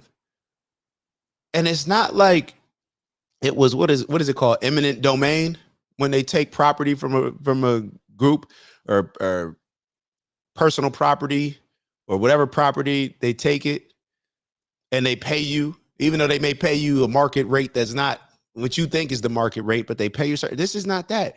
This man just said that he took in people that were fleeing. He took in Jewish people that were fleeing Germany, housed them. I think he said for like 2 years. I may be mistaken. Then his mom went to have him. His family took them in. His mom went to have him, and they came back. And the people that were staying with them took over their home. But the majority of us think that this, that this just happened on October 7th. And if October 7th was so bad, then what would we consider that? And people will sit here and say, well, that's just one person. Okay, let's say that that's just one person. Well, do you have the same logic when it comes to that's just 100 and some people who were kidnapped? So we're going to destroy the whole country?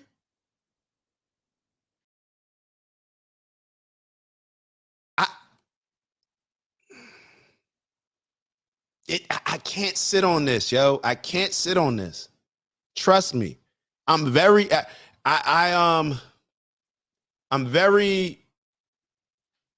planner. Let me kind of give y'all, let me take a step back. I'm a planner.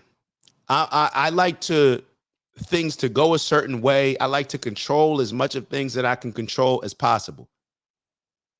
I don't like unknown. I like to control things. I'm a control freak when it comes to certain things like that. I like to plan my future. I don't like just taking chance. I don't.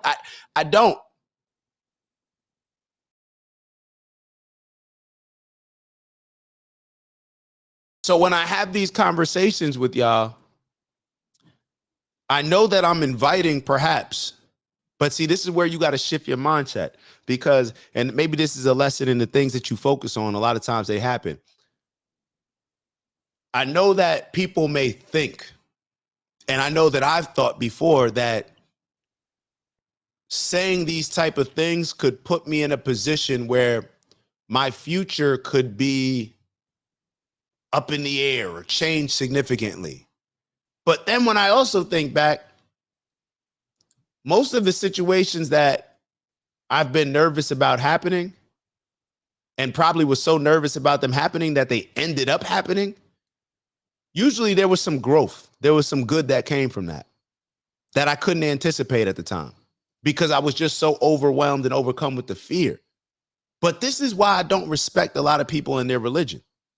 Because you'll say that you're a Christian.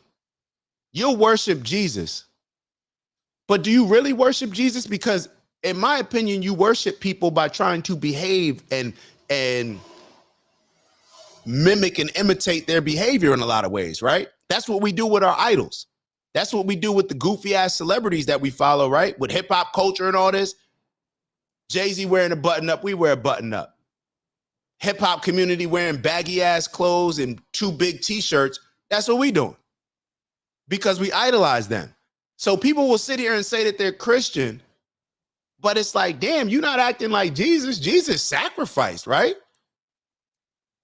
And this is why I also don't respect certain aspects of it, like Jesus sacrificed for our sins. Nah, that takes away too much accountability, in my opinion. The way I look at it is Jesus sacrificed to show us that we all have to sacrifice. Can't just put that on Jesus. Like, imagine, like, put that on all one man. One man sacrificed. This one man died, and now he died for everybody's sins. Everybody can sin now, as long as you accept Jesus as your Lord and Savior. Nah, Jesus decided to stand up for what he believed was the greater good. He risked everything for it. And a lot of times we get so nervous with life that a lot of us don't live it. And I've been one of those people, so nervous. It happened to me with football. I was so anxious, so nervous playing football that I thought I was going to get cut. I was so fearful of it, all these different things happening, that I didn't even enjoy it while I was there. Here I got to my dream and I didn't even enjoy it. Over the last couple years is when I've actually just sat back and been like, yo, that's dope. Like, yo, you was playing with Peyton? Like, that's crazy, bro. You grew up saying you was going to do that shit and you did that shit. Like, I've just now have started to appreciate it because of my fear. It overcame me in the time. But see, that's what I strive to be. When I strive to be fearless. Because I know that when I'm fearless, I'm standing on the principles and the morals that I believe in. And once again, this is where you lose me a little bit, Vons. You keep telling me I'm wrong in certain things. Just tell me how I'm wrong. What am I wrong about? I just said a bunch of stuff about Jesus, and Vons responds, Dak, you wrong with the Jesus statement. No, I'm wrong based on your interpretation. And what could I possibly be wrong about?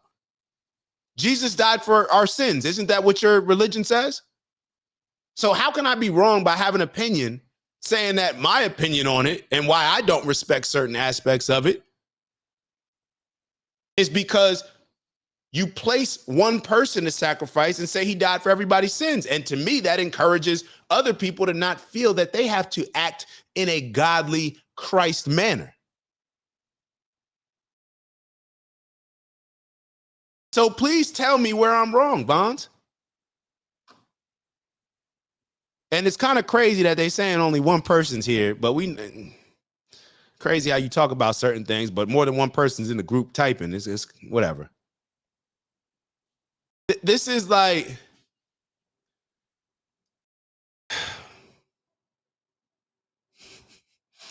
let me I'm trying to wait for Vons to tell me. Like, Vons, please elaborate. Vons, everybody's waiting. This is why things get so like, and I know a lot of y'all watching are probably saying, Dak, don't get distracted by what he's saying. Don't get distracted. But let's be real. A lot of people may feel the same way that Vons feels.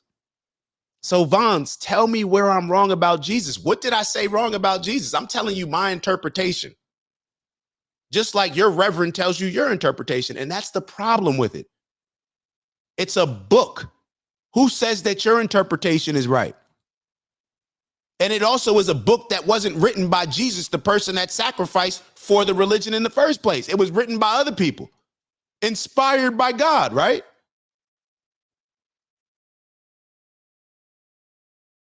But everybody feels this is the same moral hierarchy that justifies what we're seeing happening with the Middle East, because everybody feels that, well, their interpretation is the better interpretation. So Vaughn said I was wrong. And then I said, what am I wrong about? And he writes, Jesus died for everyone's sins. Everybody in the chat, please tell me, did I not say that? Didn't I say that word for word? But let me tell you this, where you may be wrong, but I'm going to ask it in a question. If Jesus died for everyone's sins, then why do I have to accept Jesus as my Lord and Savior to get into heaven? Because you're not just letting everybody in heaven, right? Isn't that what the Bible says? Correct me if I'm wrong. So if Jesus died for everyone's sins, how come everyone can't pull up in heaven?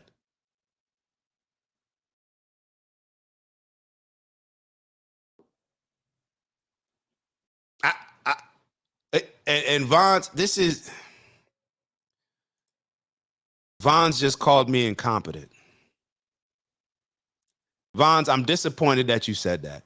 And I think I'm going to move away from Vons's comments, because as much as y'all may, I think it appears to be like sometimes that like I bully Vons, and I don't think Vons feels that way. But I don't want it to appear like that. But calling me incompetent, there's a lot of things that I may be. Incompetent is not one of them. Incompetent, but you know that because you've known me my whole life. And in any crowd, in any school, we went to school with some pretty smart, intelligent people. And matter of fact, neither here nor there. Neither here nor there. Now Vons is saying that he wasn't talking about. All right, let me just move on from there. Let me just move out from there. Okay, Professor said that's the way you get the coverage for him to cover your sin.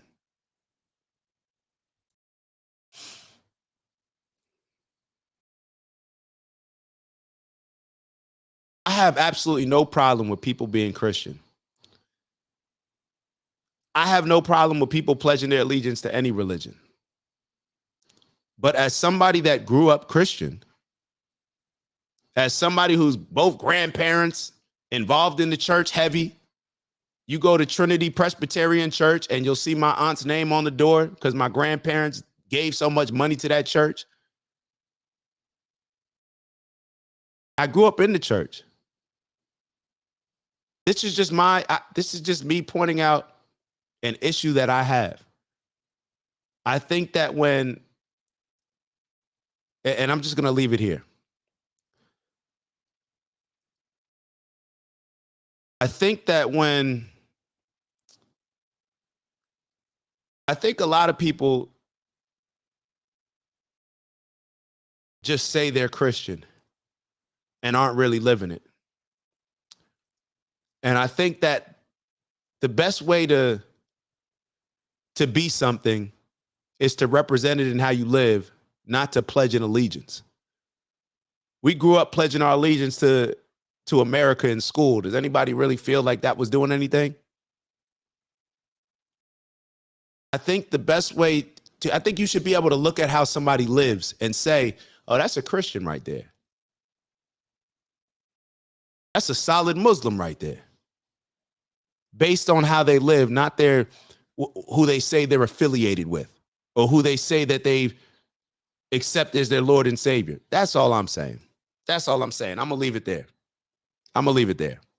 I'm going to leave it there because I don't want to get too distracted.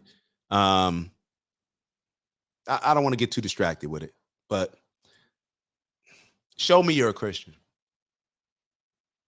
Show me. Don't tell me. Show me.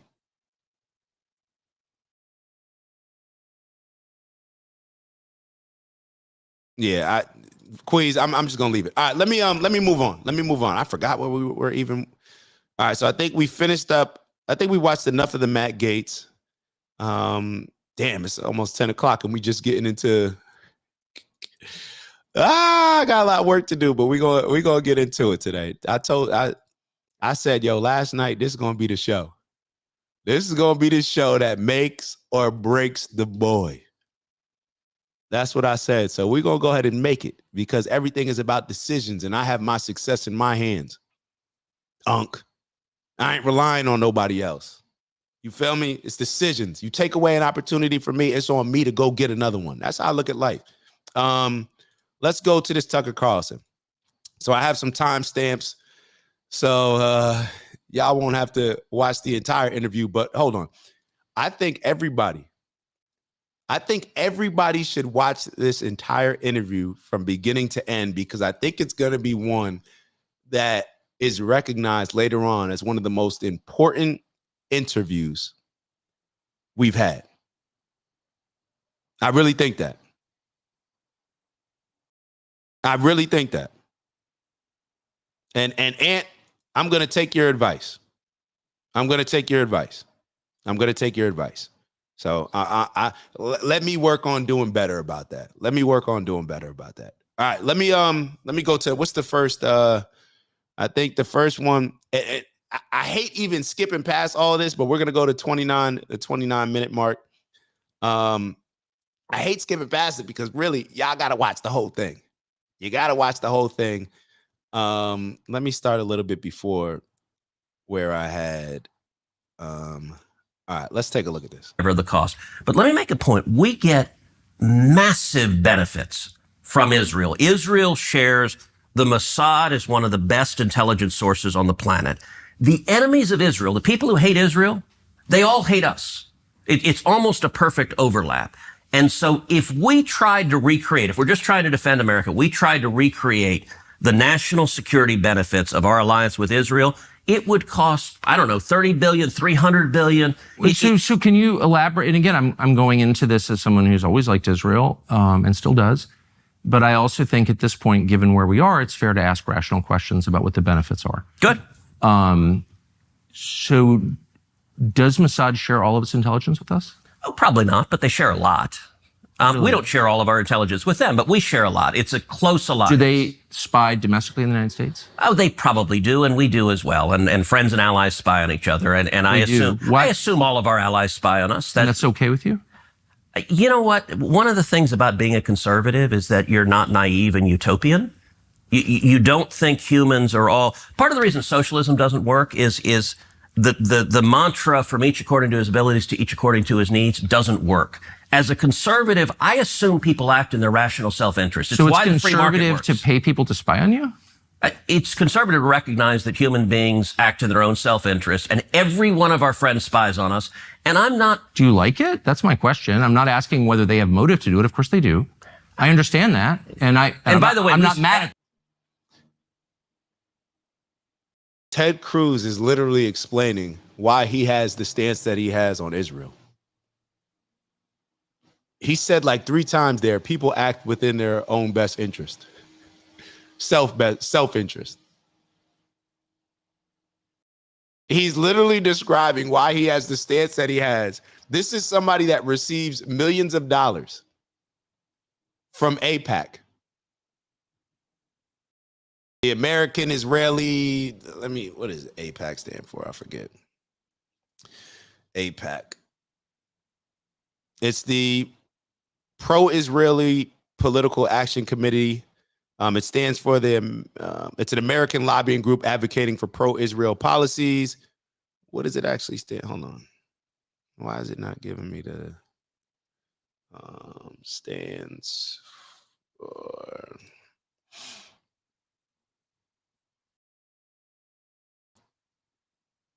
Like, damn, it's taking this long. The American Israel Public Affairs Committee. So he receives millions of dollars from them, and he's telling us that people act within their own self-interest. He's okay with a country spying on us that we give money to. And these are the same people that say they're American first. Tucker said it before. I don't know what part of the interview, but Tucker said it. It seems like you can't say certain things about Israel that are clearly true. I don't know what the Israeli government, let me be clear, I don't know what the Israeli government has over the American government, but they got something over us. And I guess I shouldn't say us because I'm not a part of the government, but y'all get what I'm saying. They have something over our government. This man is okay. He's a U.S. senator. Instead of him saying they should absolutely not be spying on us, we don't tolerate anybody spying on us, especially people that we support financially. But his energy seems to be different. His energy seems to be different. And Vons actually did just make a great point. Love when Republicans question each other's actions standing on business. It's funny coming from somebody who votes Democrat. And the reason why it's funny, because Democrats don't do this. Democrats refuse. Democrats will go along with, see, they prioritize their agendas and people and their alliance with the other politicians more than they prioritize standing on principles. So I'm glad that you said that, Vons, because the Democrats that y'all vote for and that I voted for in the past, they can't even tell me what a woman is. They can't even tell me what a man is. They can't even say and admit what everybody knows, what the American people know, what the Democratic people that vote for the Democratic politicians know, that boys shouldn't be playing sports against girls. They can't even admit that because they are a gang. And you don't go against the gang. Nobody's bigger than the program, right? Word to Nip, right? Nobody's bigger than they just say whatever it is that aligns with their agenda and whoever lines their pockets, and that's what they agree with. This is what's supposed to happen. See, Candace Owens, Tucker Carlson, Dave Smith, they're not what y'all said that they were, where everybody just goes along with what Trump's doing. You saw what Elon did. And now you have Tucker Carlson calling this stuff out. These are the people that put Trump in office. They're not waiting until Matt Gaetz, somebody who Trump nominated for a position. See, they're willing to call out Trump and hold him accountable to what he said he was going to do when he was running. This is something that we talk. The camera just went out. My fault. This is something that we talk all the time with, specifically when it comes to Black Americans who continue to blindly vote for Democrats who don't do a damn thing of the promises that, well, now they're not even making promises. We played the Kamala video. She said clearly she ain't doing nothing specifically for Black people. But the promises that they used to make specifically for Black people that they never live up to, we don't hold them accountable. So I'm thankful for this. I'm thankful for this. Let's keep going. Let's keep going. And you're an American lawmaker, so I just want to know. Hold on, I want to know your attitude.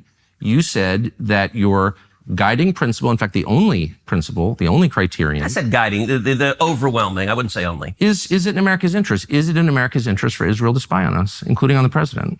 It is in America's interest to be closely allied with Israel because we get huge benefits for it. And you want to see the clearest. But I just want to stop on the spying for a second. That it takes place, as you know, and including on the president of the United States and several presidents. And I just want to know if that's okay and why is it okay? Wouldn't an American lawmaker say to a client state, you're not allowed to spy on us. I'm sorry. I know why you want to. I'm not mad at you, but you're not allowed to. Sure. And I don't care for it. I don't want to be spied on by you.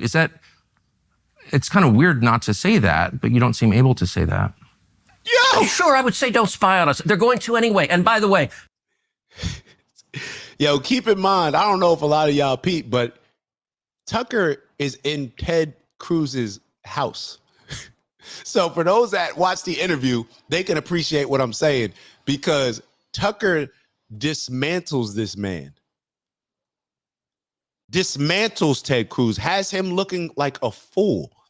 And he's doing it in Ted Cruz's office, in his house, maybe his living room. I don't know. Looks like his office. The Brits are, the Canadians are. Like, I don't think. Well, I'm not for that at all. Okay. I think it's disgusting, but we don't actually pay their, we're not their most meaningful sponsor. We're not sort of paying for the operations of the British government. So I got to say, and this is, it's weird. We're talking about isolationists, the obsession with Israel. Why is Israel? Oh, I don't think I'm obsessed with Israel. Okay, but I think a lot of people are. And like the question, Israel spies on us. Well, so does every other country. Why are you mad at Israel? I guess. Oh, no. I'm hardly the one I've never taken money from the Israel lobby. Have you? Taken money from the Israel? From AIPAC. So AIPAC raises a lot of money for me, but it's actually a misnomer because the people who raise money are individuals. Right. So it's not the PAC itself, but they're individual members who believe in the American-Israeli friendship and relationship. Is AIPAC a foreign lobby? No, it's an American lobby. It's the AIPAC stands for the America-Israeli Political Action Committee. What does it lobby for? So, to be honest, not a whole lot effectively. Listen, I came into Congress 13 years ago with the stated intention of being the leading defender of Israel in the United States Senate. Great. And I've worked every day to do that. AIPAC, a lot of times, AIPAC, I wish were much more effective. Like, there are folks online who are in the fever swamp of terrified of AIPAC, and AIPAC... I'm not terrified of AIPAC at all. You're the one who seems a little uncomfortable when I'm asking. No, not uncomfortable at all. I'm just asking what AIPAC does. My understanding, having known a lot of people who work at AIPAC, is that it lobbies on behalf of the Israeli government. Wrong. Oh, okay. America has thousands of colleges and universities, and a lot of them, unfortunately, are basically scams. It's one of those things nobody knows. English, math. Shout out to Tucker, man. Sorry, Tucker. I got to fast forward this. Good, understanding capital for free. When was the last time AIPAC took a position that deviated from Prime Minister Netanyahu? All the time. Name one. Okay. Let me go back and give a little history. If you want to do a deep dive on AIPAC, I don't. I want to do a shallow dive that gets. No. I want to get to the core question. AIPAC is lobbying for a foreign government, and I don't. It's not. No. It's lobbying for the United States. It is lobbying for a strong U.S.-Israeli relationship. Okay, so it's not has nothing to do with the foreign government. It wants America and Israel to be closely allied. Okay, but it's lobbying on behalf of the interests of another country. So that's not true at all. And if it's not true. No. How much contact do you think AIPAC leaders have for the government of Israel? No idea. I imagine some. I think the government of Israel is often frustrated with AIPAC because AIPAC's not nearly strong enough. Do you think there's any coordination between the government of Israel and AIPAC? Do they talk? Sure. If you're lobbying for more U.S.-Mexico trade, would you talk to people in the U.S. and Mexico and the government? Sure. Like if... So I'm not mad about that. There are a million countries that lobby Washington. I like a lot of those countries, including Israel. But AIPAC are Americans. They're not Israelis. Hold on. There are tons of Americans who lobby on behalf of foreign governments. I know them. I'm related to some of them. I know how it works. I'm from here. So my question is not, is it outrageous that foreign governments lobby the United States? They all do, okay, including Israel. My only question is, why don't we admit that is what's happening? You're denying it, but it's true. Yeah, and why aren't they registered as a foreign lobby? Because they're not. They're not a foreign lobby. No, they're not. And this is that there's a fever swamp. Look, it's not a fever swamp. These are very reasonable questions. And you've accused me of being obsessed with Israel, which I'm not. I actually haven't. I've said isolationists being feverish are. about it, which I'm not at all. I find it's a very tender spot when you ask it, and I don't know why. So, Tucker, all right, let's go back. I was first elected to the Senate in 2012. I came in Obama's second term. And I actually saw AIPAC be badly wounded in a way they never came back from. And the second term is when Obama did the Iran nuclear deal. And the Iran nuclear deal, I think, was catastrophic. And AIPAC went all in lobbying against it. Yeah. And they failed. And I was the leading opponent of the Iran nuclear deal. Oh, I know. They definitely failed, yes. They failed. And what happened, the Obama White House told every Democrat, when I got here, there used to be real bipartisan support for Israel. That has largely disappeared. And it's the Obama nuclear deal that caused it, because the Obama White House told every Democrat, pick. You either stand with Israel or you're a Democrat and you stand with the Obama White House. And almost every single Democrat member of Congress said, I'm a Democrat first, to hell with Israel. This is a little bit this is a little bit surprising, because from my understanding, didn't Barack Obama give reparations out to Jewish people? The lineage or survivors of the Holocaust. So this is a little bit matter of fact, hold on, give me a sec. I'll keep it going. I'm gonna go. Let me go holler at my homie ChatGPT real quick. And then I watched as AIPAC, every one of those Democrats got reelected, and AIPAC did nothing about it. And it dramatically reduced AIPAC's influence. I agree. I watched it happen. And by the way, I told AIPAC, I said, look, the analogy, if the NRA was supporting a bunch of politicians and cared about the Second Amendment, and you had politicians that vote to confiscate people's guns, and the NRA turned around and raised money for the people who voted to confiscate guns, you know what? No one would ever care what they said again. So you're making the case that AIPAC is not as powerful as people say it is, and I completely agree with you. I've watched that, and I'm not making the case that AIPAC is all powerful and they're running everything and putting fluoride in the water. I'm not making that case at all, because that's not true. I'm only trying to get to the question of what AIPAC is, and I don't think you're being straightforward about it. AIPAC is lobbying on behalf of the interests of a foreign country, and they're not registered. And you're saying, no, that's not true. You're saying that they don't coordinate with the alien. So let me be clear. So this is what ChatGPT said. I wrote, did Barack Obama give reparations to Holocaust survivors? ChatGPT says yes. During Obama's presidency, the U.S. government helped facilitate reparations for Holocaust survivors, but not directly from the U.S. government itself. Instead, the Obama administration supported efforts to obtain restitution from foreign governments and private entities, particularly Germany and France. So I don't know if I'm reading that correctly, but it sounds like they pressed Germany and France to give reparations to Jewish people, Holocaust survivors. I'm going to do a little bit more due diligence on that, because I remember when that happened in 2014. It says he broke in 2014. The Obama administration brokered a $60 million settlement with the French government and the French railway company. This fund provided compensation to Holocaust survivors and their heirs who were deported to concentration camps. Wait. It says Obama increased funding for programs assisting aging Holocaust survivors in the U.S., including grants for social services and healthcare through agencies like the Administration for Community Living. Call it what you want. That's reparations. He did things specifically to help repair, or I don't know, whatever word you want to, the lives of Holocaust survivors. So that was taken from the U.S. So it says, though, specifically that this was not the government paying reparations from its own treasury. I don't know, neither here nor there, but it just doesn't sound like Barack Obama was not supporting Israel, as far as how Ted Cruz is trying to make it seem like Democrats had to choose between Israel or being a Democrat. Democrats have aligned with Israel just like Republicans have aligned with Israel, to the point where we made this point plenty of times. Where, matter of fact, it came out that Biden and Kamala Harris never even asked for a ceasefire. They never even pressed Israel to have a ceasefire when it came to Palestine. Here they are marketing and campaigning to all these Palestinian Americans, and they never even pressured Netanyahu and Israel to have a ceasefire. Meanwhile, while they are campaigning, this is when Trump went on TV and pressed the Jewish rabbis and said, you got to wrap this up. He said, you're losing the support of the world. You got to wrap this up quickly. So I would assume that that's more pressuring than what they're saying that Biden, who was the president, I guess, and Kamala Harris did when it came to acting as if they support Palestine, but not actually asking Israel or pressing Israel to have a ceasefire. Interesting.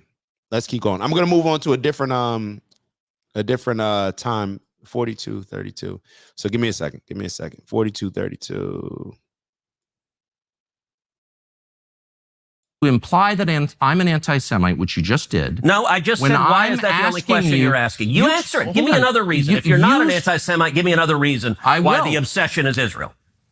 I am in no sense obsessed with Israel. We are on the brink of war with Iran. And so these are valid questions. But you're not asking about Iran or the If I can finish, you asked me why I'm obsessed with Israel. Yep. 3 minutes after telling me that when you first ran for Congress, you elucidated one of your main goals, which is to defend Israel. Yes. And I'm the one who's obsessed with Israel. I don't see a lawmaker's job as defending the interests of a foreign government, period. Okay. Any government, including the ones that my ancestors come from. So that's my position. That does not make me an anti-Semite. And shame on you for suggesting otherwise. And I mean that. And that's low, and you know it's low. So why don't you just answer my questions I'll in a answer any straightforward, question rational way? You certainly have the IQ to do it. So, shame on you is cute, by the way, Tucker. It is. It's not cute. I'm offended. Just a reminder, he's in this man's house. I'm obsessed with the Jews. You just told me. You just called me a sleazy feline. It is sleazy to imply that I'm an anti-Semite for asking questions about how my government is run. You want to run. count how many questions you asked about? What about the Jews? What about Israel? What about AIPAC? I never asked about the Jews. This has nothing to do with the Jews, whatever that means. This has to do with a foreign government. And once again, shame on you for conflating the two. They have nothing to do with each other. I'm talking about. They have nothing to do with each other. Just because you're talking about the Israeli government does not mean that you're talking about Jewish people. But see, that's victimhood mentality. It's the same thing that I call out black people for doing in America. You call out something that has some type of affiliation with Israel, and now Jewish people are. Keep in mind, this is the Israeli government. There's a lot of people in Israel that do not agree with the things that Netanyahu is doing. There's a lot that do, but there's a lot that don't. The influence Israel and Jews have nothing to do with each other? All Jews, or an attack on all Jews, which I am not, nor would I ever be undertaking now. I'm not attacking anybody. By the way, that's who Iran wants to kill, is all the Jews and all the Americans. And I'm totally opposed to that, okay?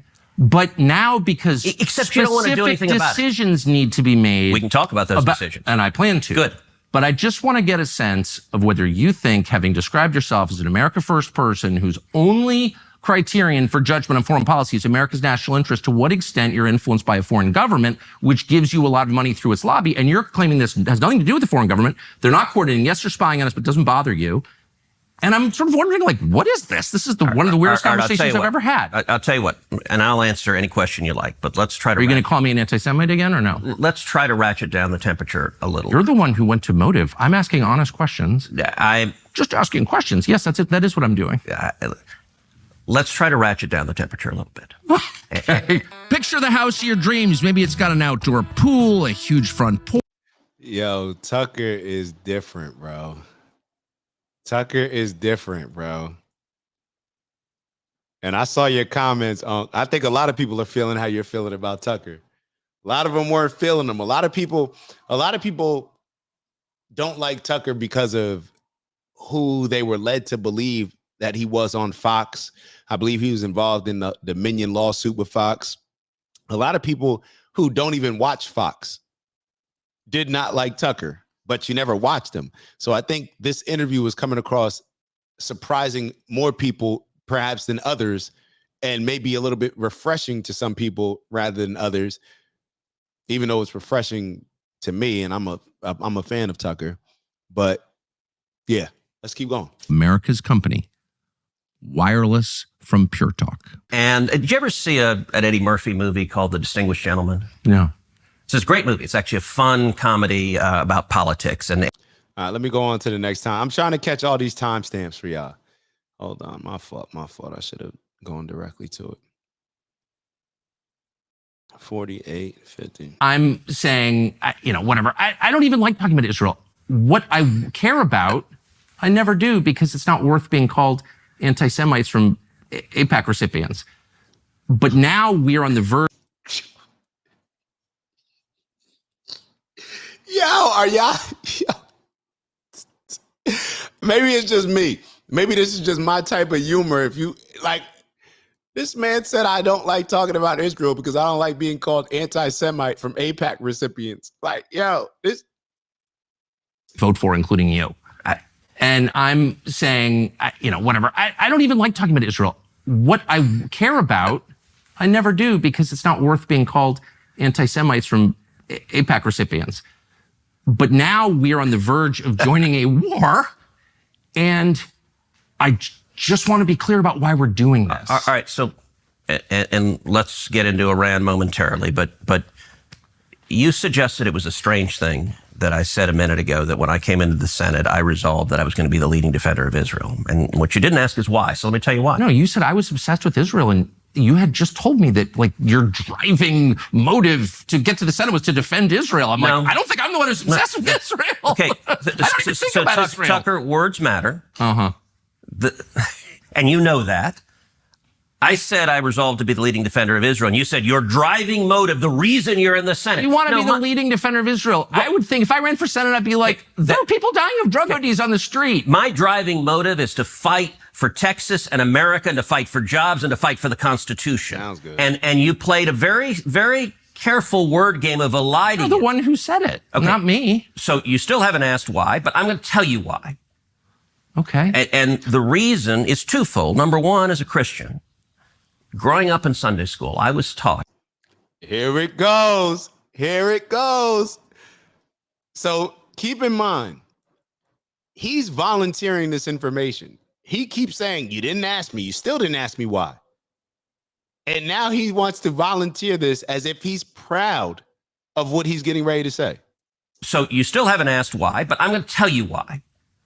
Okay. And the reason is twofold. Number one, as a Christian, growing up in Sunday school, I was taught from the Bible, those who bless Israel will be blessed, and those who curse Israel will be cursed.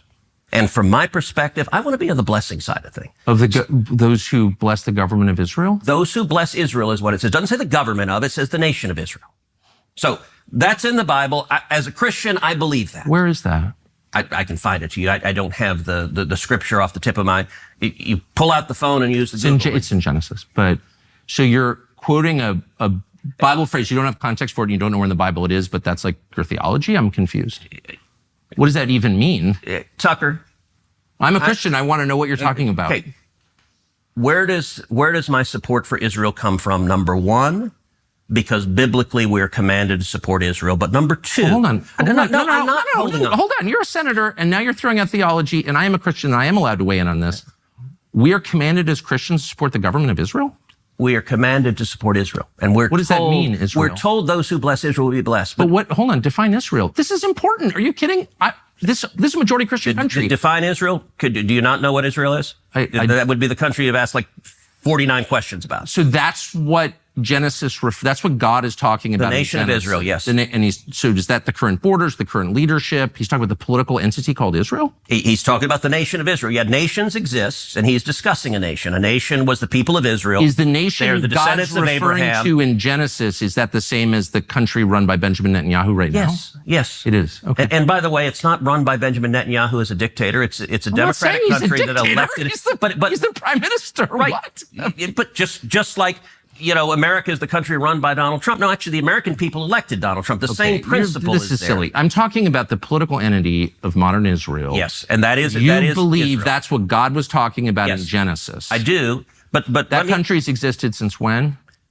For thousands of years. Now, there was a time when it didn't exist, and then it was recreated just over 70 years ago. I'm saying, I think most people understand that line in Genesis to refer to the Jewish people, God's chosen people. That's not what it says.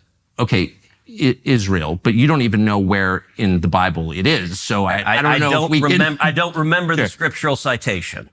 But, okay, It's like Genesis 16 or something like that. But yes, it's in the earlier part of the book. But the point is... All right, Tucker, you keep interrupting me before I finish my sentence. It's just important to know what you're talking about. I don't know what you're... So you're saying as a Christian, if I believe in Jesus, I have to support the modern state of Israel? No, I'm not saying that. I'm explaining for me what my motivation is. But okay, so I'm just trying to understand. You said God tells you to support the modern state of Israel in the Bible, in some place in the Bible that you heard about, but you don't know where it is. That's your theology? You're going back, am I a sleazy feline again? I mean, if you accuse me of anti-Semitism again, I will say that, but I don't think you will. Try to be a little less condescending. I'm trying to have a conversation. Condescending. You're throwing this stuff out, and it's my job to figure out what you're talking about. Okay, but I don't understand. But you're not letting me. Okay. I'm sorry. I want to be polite. That is, for me, a personal motivation. But I also, what I was about to say, I don't believe my personal faith, not everyone who I represent is a Christian. It's not an argument for me to give that we should do this because of my faith. And so as an elected official, I don't give that as the reason we should support Israel. That is a personal motivation for me, but I don't think it is the reason we should. The reason that I am the leading defender of Israel is because Israel is our strongest ally in the Middle East, an incredibly troubled part of the world, and supporting Israel benefits America. And the clearest illustration of that is what is happening right now. Let me just make this point, and then... Okay, and then I'll just ask what you mean. That's it. Okay. Yeah. Look, Iran, I think the most acute national security threat facing America right now is the threat of a nuclear Iran. I think China is the biggest long-term threat, but acute and near-term is a nuclear Iran. Okay. And I think Israel is doing a massive favor to America right now by trying to take out Iran's nuclear capacity. And the reason I view Iran differently, we talked before about Iraq. I opposed the Iraq war. We talked about Syria. I opposed military intervention in Syria. The reason for that is those did not pose a threat to the United States. I think Iran is markedly different. Number one, the Ayatollah is a religious zealot. He is a lunatic, but a particularly dangerous kind of lunatic because he's driven by religious fervor. When he says death to America and death to Israel, I believe him. And I think Iran is trying to get a nuclear weapon because there is a very real possibility they would use a nuclear weapon. So you want to ask, how does supporting Israel benefit us? Right now, this tiny little country, the size of the state of New Jersey, is fighting our enemies for us and taking out their top military leadership and trying to take out their nuclear capacity. That makes America much safer. So the president has said repeatedly Iran cannot have a nuclear weapon, yes, and he will do whatever it takes to stop Iran from getting a nuclear weapon. He said that like 100 times. He clearly means it. I think he will use force to effect that if he feels he has to. I think he's been really clear about that. I don't know, but it seems that way. Do you feel that? Do you think that's correct? Whether he would use force to stop a nuclear weapon, I think he has put that option on the table. He certainly suggested. I mean, I have literally no idea what's going to happen, but just reading his statements, he's made that really clear. So what he has been very clear about, and I spoke with the president on Sunday, is he has been very clear to Iran that if they attack U.S. servicemen and women, there will be real consequences and I think very serious military response. By the way, this is a sidebar, but I just can't resist. The Prime Minister of Israel said that Iran tried to assassinate Donald Trump twice. Yeah, I read your newsletter this morning, and but do you believe that's true? Yo.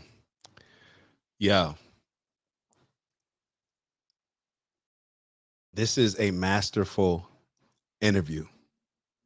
Like I'm impressed with just the interview skills, his recall, like just from a skill set, but then also it merges with just how important this is.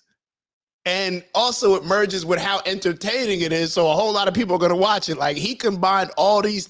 All right. So listen to what's getting ready to be said. This is what I was talking about earlier when Netanyahu said that he was trying to convince Americans to fight against Iran by saying that Iran tried to assassinate Donald Trump twice, making it seem as if the Butler guy and the other guy on the golf course were sent from Iran. Please listen to this. Please, because this is the type of stuff that has gotten us into war. We played some of the videos earlier when I think it was Bill O'Reilly on Fox showing Hannity's been another one. These are 20 years ago. Longer than that, of people that were putting out these narratives when we only had mainstream news outlets. So therefore, we didn't have the independent platforms. We didn't have a Tucker Carlson being able to do what he's doing. These are the narratives that got us involved in a 20-year war. And think about how many American lives died, or how many American lives were lost because of what? Because of what? you're getting ready to see. And Of there course, will be real that goes without consequences and I think very serious military By the way, this is a sidebar, but I just can't resist. The Prime Minister of Israel said that Iran tried to assassinate Donald Trump twice. Yeah, I read your newsletter this morning, and but do you believe that's true? Again, I think it was sort of a word game. What is true is Iran is trying to assassinate Donald J. Trump, and they have hired hitmen. Now, you pointed out... No, he said that they have tried twice to kill him, and I don't know that, I don't have any evidence that's true, but I sort of wonder if that is true. Why aren't we at war with them already? Okay. And I read your newsletter this morning, and I thought it was playing word games to draw a political point. How's that a word game? It's my president. And can I tell you? Yeah, please. Okay. You rightly pointed out there's no evidence that this clown in Butler, Pennsylvania, who shot the president was working for the Iranians. I don't think he was. There's no evidence of that. Although I would like to know more about who he was and what's going on. But I don't find it plausible that he was working for the Iranians. So that's one. Was that caused by the Iranians? No. But what is true, and what your newsletter didn't acknowledge, is it true or false that Iran is currently trying to murder Donald J. Trump and has paid hitmen to do so? Well, that's the question, and I don't know the Butler, Pennsylvania thing. Pennsylvania. Let's just put that aside. I don't know. So Netanyahu misspoke when he said those two assassinations were because of Iran. But what he was, as if he just misspoke about what he ate for lunch yesterday. He misspoke. He's trying to convince America to get involved in a war with Israel and Iran to support Israel. And he misspoke, saying that Iran had 2 assassination attempts on Trump. And Ted Cruz, who's a senator, is acting as, he misspoke. Don't play word games. He misspoke. Did he acknowledge that he misspoke? Did he put out another briefing? News conference? Did he do anything? Did Ted Cruz write that on his Twitter or X?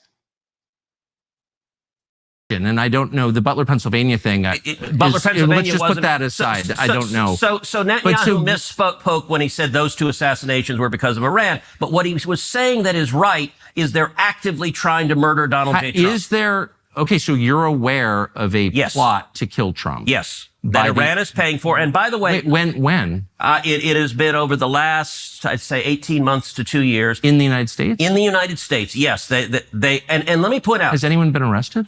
Yo, time out. I got it. I'm sorry. The fact that Ted Cruz is saying all this, true, he would have been better off saying, I can't speak on this. This is high level, like, this is classified information. But he's saying it. Like, if I was Trump, I'd be sitting here saying, like, yo, I would be calling. Well, they didn't do it live. Like, yo, what? Like, that's what I would be saying. Bro, Tucker's asking him, yo, when did this happen? And he's saying it. By the way, when? It has been over the last, I'd say, 18 months to 2 years. In the United States? In the United States, yes. And let me point out. Has anyone been arrested? For the Trump attempted assassination, no, but they are also actively paying Iranian hitmen to murder Mike Pompeo when he was President Trump's first Secretary of State, the first term rather, John Bolton when John Bolton was National Security Advisor to President Trump, and a guy named Brian Hook who was Assistant Secretary of State. Right. During the Biden administration. Wait, but hold on. Can we go back to Donald Trump because he's the president? No, it's a big deal. What do you mean? When no one has been arrested for these assassination attempts on Trump. Yes. They've hired hitmen. How do we know that? All right, let me break it down. People have been arrested. So the reason I brought up Pompeo, Bolton, and Hook, who are under active assassination attempts because of their service in the first Trump administration, under the Biden administration. Well, they say that. I've never seen any evidence of it. Can I give you the evidence? Well, let's just stick with Trump. No, because these are interrelated. So let me make a bloody point. Under the Biden administration, the State Department was spending $2 million a month providing security for Pompeo, Bolton, and Hook. And they did arrest Iranian hitmen at John Bolton's apartment complex who rented, I think, the apartment next to him and were actively trying to assassinate him. And they went and arrested them. So, yes, they caught Iranian hitmen. Now, it so happens Iran's not very good at it. And so they are actively trying. And in fact, But during what the about Trump? He's the president. If there's a plot to kill Trump by the Iranians, okay, so you dispute that the Iranians are trying to kill Trump? Of course. I mean, that's the most important question. The Prime Minister of Israel just said there have been 2 assassination attempts against Donald Trump by the Iranians. And I think it's a very fair question, maybe you disagree, to ask, what are you talking about? Okay. And I agree with you that he misspoke. So there weren't those 2 attempts? There were 2 attempts, but the clown in Butler, Pennsylvania, and the other guy on the golf course were not connected to the Iranians. That's the part that he misspoke. But by the way, when you speak all the time, occasionally, what he said that was accurate is that Iran is actively trying to murder Donald J. Trump and has paid hitmen. Okay, but okay, that's fine. And he was conflating it with the 2 attempts. I understand. But I just want to pull that thread because it's so important. I voted for Donald Trump. I campaigned for Donald Trump. Yeah. He's our president. And we're on the cusp of a war. So if there's evidence that Iran paid hitmen to kill Donald Trump and is currently doing that, where's that? Like, what are you even talking? I've never heard that before. Okay. Where's the evidence? Who are these people? Why haven't they been arrested? Why are we not at war with Iran? That's a great question to ask. How do you know that that's true? We know that it's true because we have been told that by the military and our intelligence community for the last 2 years. We meaning who? Congress has and the public. I mean, we've had multiple testimonies. I can send you testimony. Do we know the names of the people or where this happened or what they tried to do to kill Trump? We do not. We have not apprehended an Iranian hitman trying to kill him. We know that Iran is trying to do so. In the United States? Yes. And by the way, like Iran... This just seems like a huge headline, and you're acting like everyone knows this. I didn't know that. Iran put out a whole video about murdering Trump. Right, but I've never heard evidence that there are hitmen in the United States. I mean, trying to kill Trump right now, we should have a nationwide dragnet on this, and we should attack Iran immediately if that's true. Don't you think? No. If they're trying to assassinate our president? They have been for 2 years. Then why aren't we at war with them? Well, we are trying to Why don't we just nuke Tehran if they're trying to murder our president? There's nothing that you could do that would be worse for the United States than murdering Trump. And I just don't understand why you're not calling for the use of nuclear weapons against the Ayatollah right now. I'm serious. Yo, Tucker is baiting him, and he's getting ready to fall for the bait. And I just don't understand why you're not calling for the use of nuclear weapons against the Ayatollah right now. I'm serious. If you really believe they're trying to murder the use of nuclear weapons, see, whatever that's part it of the takes. problem of. So what do you mean? You don't seem to take the allegations seriously. I do. If you believe they're trying to murder Trump, we need to stop what we're doing and punish them. Can I ask something? And I mean this sincerely. So, all right, 20 years ago, you were, I think it's fair to say, in the interventionist world. You were a vocal, big time. You were a vocal defender of the Iraq War. I was a promoter of the Iraq War. And you now, and look, I think you were mistaken. I think you were mistaken. That's okay. Look, people change and learn, and that's part of the journey of being human. Your views have moved, though. In my view, they've gone way too far the other end. And so I'm just totally confused. Why. I'm saying, hold on. Wait, this is one of the weirdest conversations I've ever had. I'm saying if it's true that Iran is trying to murder Trump, we need to move militarily against Iran immediately. That's not isolationism. That's that's a call to violence, which I am calling for. If we believe that Iran is trying to murder our president, we need to strike Iran. Okay, but isolationists say things like, well, then just nuke them, which is what you just said, which is kind of a weird... Because I'm upset, because I'm taking you seriously. You don't take your own statements seriously. I take my statements very seriously. So I've asked you, where's the evidence this is true? And you've said, well, they're trying to assassinate Brian Hook or something, which I'm against, by the way. I'm against hurting any American, period, no matter... So you dispute that they're trying to murder I'm not disputing Hook, it at all. and Bolton? I'm not disputing it at all. They literally arrested the hitman with Bolton. I don't know why that's even relevant. I'm asking about the president of the United States. Wait, it's not relevant that Iran hired hitmen to murder cabinet members in Trump's administration? That doesn't go to I've already how credible said is it that they're willing to spend money to do that? I'm totally opposed to that. It's awful. I am against killing anybody, actually, and especially foreign government. Okay. I'm asking about your allegation and the Prime Minister of Israel's allegation that Iran is trying to murder the president. Killing terrorists is a good thing. Killing. All right, I'm a pivot for a second. I want y'all to see something, and then we're gonna wrap it up. I'm sorry, I gotta wrap it up. Y'all gotta catch this another time. I just want you to see this clip. So this was one of the most popular clips of this. interview. Let me share this part with you. All right, because I thought that it was gonna it drags on, but this is where he was baiting him in my opinion. But just watch this minute and 37 seconds, and then we'll wrap up. How many people live in Iran, by the way? I don't know the population. At all? No, I don't know the population. You don't know the population of the country you seek to topple? How many people live in Iran? 92 million. Okay. Yeah. How could you not know that? I don't sit around memorizing population tables. Well, it's kind of relevant because you're calling for the overthrow of the government. Why is it relevant whether it's, because, it's 90 million or 80 million or 100 million? Why is that relevant? Because if you don't know anything about the country... I didn't say I don't know anything about Okay, what's the ethnic mix of Iran? They are Persians and predominantly Shia. Okay, this is cute. It's not okay. even... You don't know anything about Iran. So okay, actually, I am not the Tucker Carlson expert on Iran. You're a senator who's calling for the overthrow of the government. You're the one who don't know anything about the country. No, you don't know anything about the country. You're the one who claims they're not trying to murder Donald Trump. You're the I'm one not saying that. who can't figure out if it was a good idea to kill General Soleimani, and you said it was bad. You don't believe they're trying to murder Trump. Yes, I do. Because you're not calling for military strikes against them in retaliation. And if you really believe we're that... carrying out military strikes today. You said Israel was. Right, with our help. I said we. Israel is leading them, but we're supporting them. Well, you're breaking news here because the U.S. government last night denied, the National Security Council spokesman Alex Pfeiffer denied on behalf of Trump that we were acting on Israel's behalf in any offensive capacity. No, we're not bombing them. Israel's bombing them. You just said we were.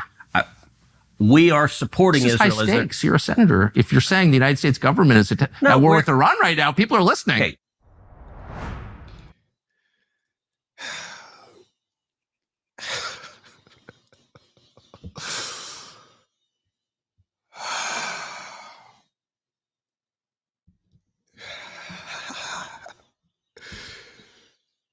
Oh, God.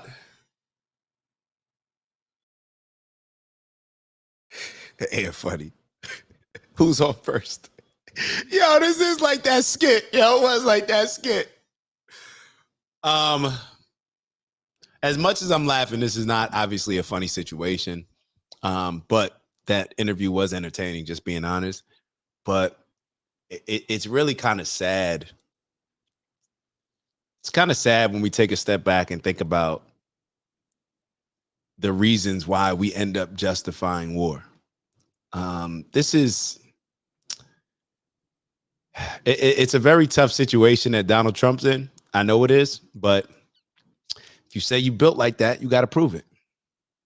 If you campaigned on certain things, making certain promises, saying that you're America first, saying that you're not going to get us in another one of these forever wars, you either got to stand on it or be willing to accept the criticism and being called a hypocrite.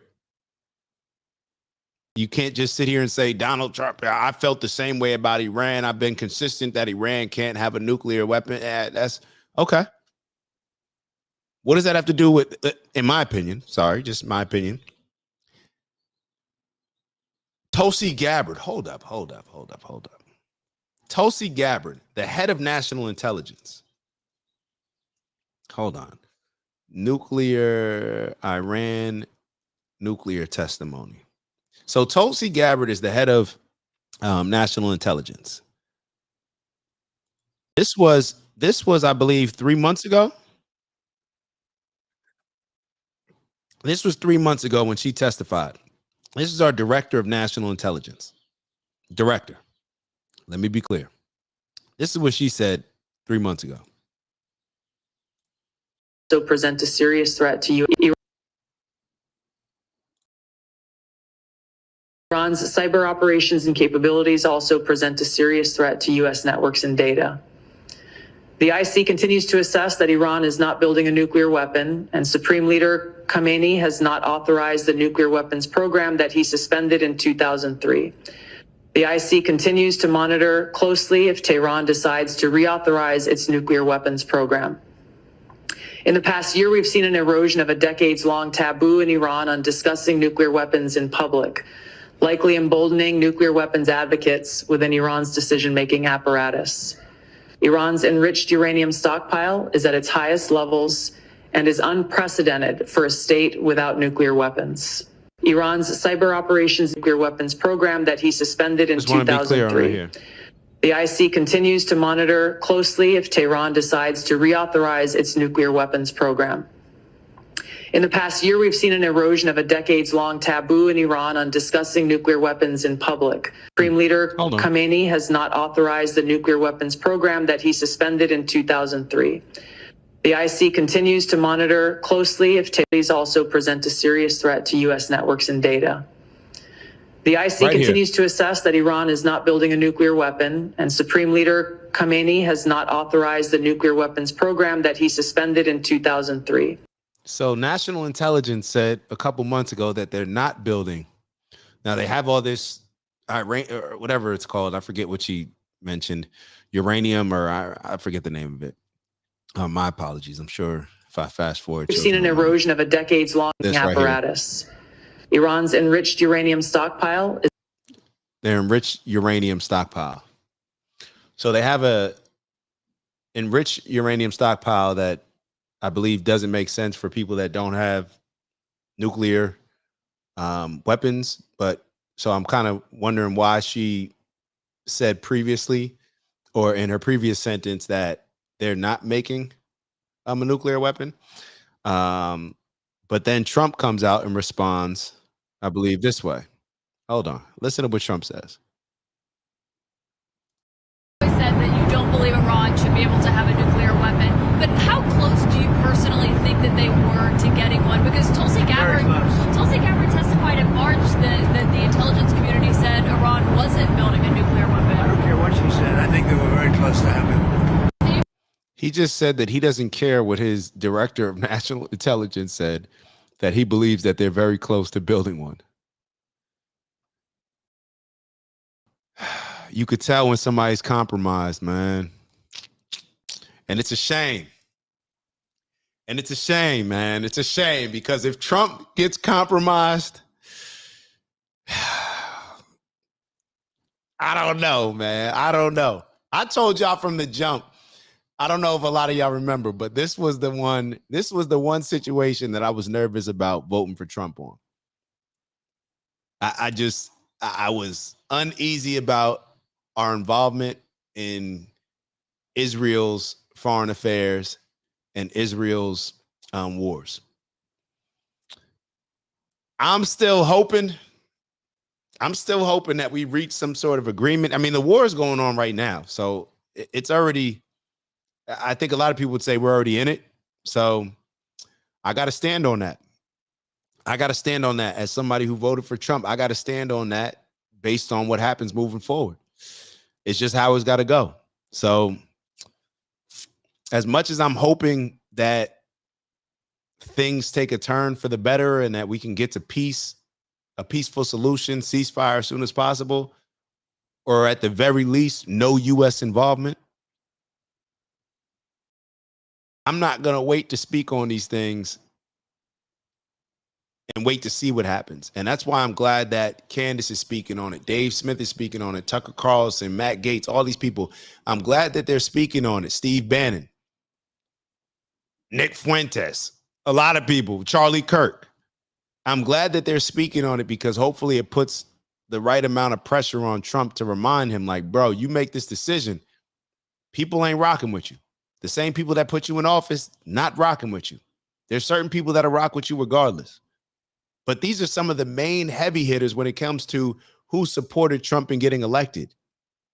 And they're saying this ain't it. So y'all know what I'm for. I'm for peace, man. I'm for peace. And that's it. I'm for peace, man. We gotta stand up against these wars, yo. These wars do absolutely nothing when you compare them to the lives that are lost during them. And that's on all sides. I'm not picking no side. Like, I'm not a sucker that's picking sides. This side, that side.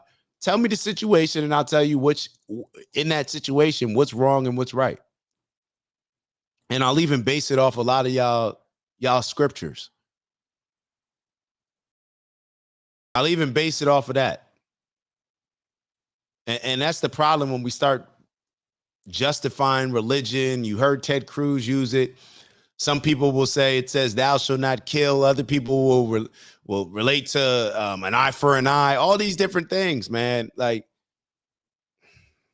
Interpretations are going to land us in some positions that we may not want to be in. And these interpretations, I agree with Ted Cruz. They are largely based on our self-interest. So let's figure out a way to do better. All right. I'm going to end it. That's it. Appreciate y'all liking, subscribing. Give me another like on your way out. Let's do our 45 seconds where we could just breathe, get our breath work in, meditate, manifest. Y'all know what we do. 45 seconds to just clear our mind. This stuff is heavy. As light as Tucker may have made it seem by dismantling and making Ted Cruz look like a fool, this stuff is still heavy. And the things that Ted Cruz was revealing in that interview just makes you say, damn. So I'm just hoping that I just want peace, yo. Is that offensive to people? I just want peace. You stop killing, you stop killing. How about everybody get rid of them the nukes?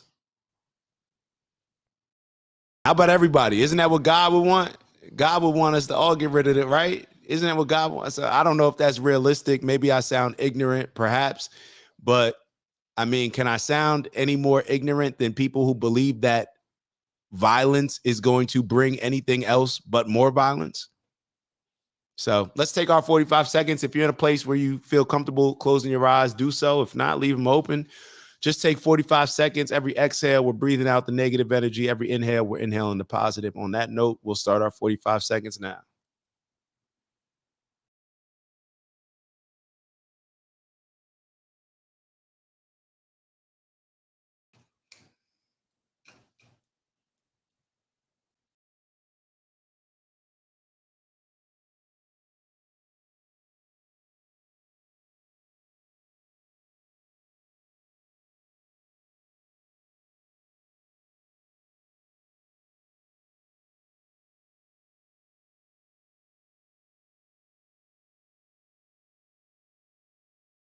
All right, one more exhale.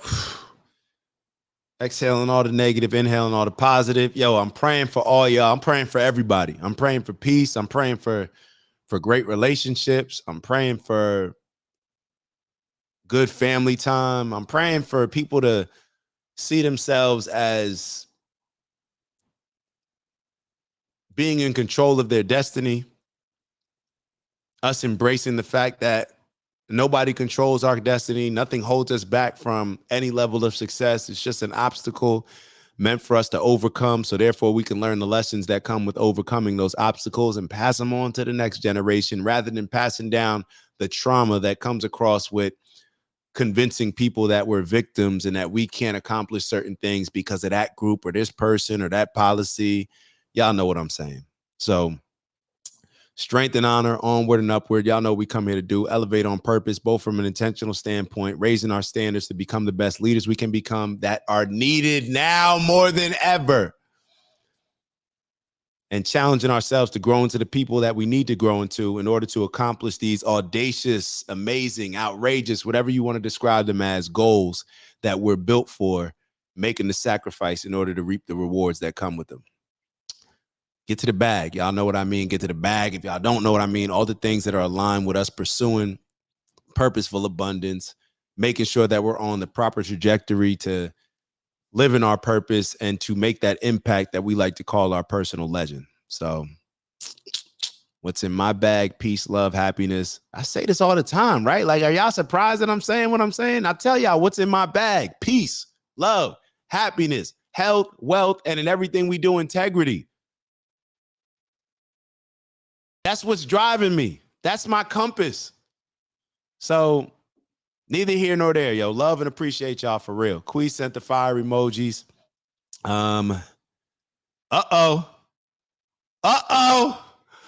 Hype me up. Hey, Anthony's, hype me up. I got 99 problems and hype me up, Anthony's. Yo, what's up? We can go. Am I about to commit to go live every day? Am I about to commit to go live every day? Maybe I should go live every day because I don't even want to say that, but maybe I need to commit to go live every day to really dive into this because this is what I want to do. Y'all remember that old Bill O'Reilly? Hold on. Don't leave, not yet. Hold on. Y'all remember that old Bill O'Reilly? This is the energy I'm finna come with. This is the energy that I'm finna come with. Antonice got me hyped up. So this is the energy now that I'm about to come with. She said, oh, I wish you went back to going live every day. Antonice, this one's for you. This is the energy that we tomorrow, and that is it for us today. And we will leave you with a. I can't do it. We'll do it live. Okay. We'll do it live. Fuck it. Do it live. I'll write it, and we'll do it live. And thing sucks. We're going live. We'll go live every day, Antonice. Next week, we're going live every day. Next week, we're going live every day. You want to know why we're going live every day? Because the people that I look up to on YouTube that are in the position that I want to get to, you know what I'm saying, that are making that influence, they're going live every day. So, F it. We'll go live every day. We'll go live every day next week. That's what we on, but I need y'all to rock with me. So, y'all have a great weekend. Appreciate y'all tapping in, and make sure y'all go check out that last matter of fact, let me put the link in here. Yeah, y'all be hyping me up, man. Am I that easy to get amped up? I am that easy. Let me see. Hold on. I wanted to put out something for y'all. Hold up. I wanted to just include this link for y'all to check out real quick. Boom. Here. Click that link. Check out this interview that Brandon and I did with this young man, Isaiah. The young man, everybody young man, right? This gentleman, he's from Uganda, and we interviewed him last week. The interview just went out Thursday. Cool story. He's doing something dope. He's introducing a lot of kids from living in Uganda to golf and teaching them about the game of life. So, yo, I'll see y'all every day next week. And it may be every day moving forward. I'll see y'all soon.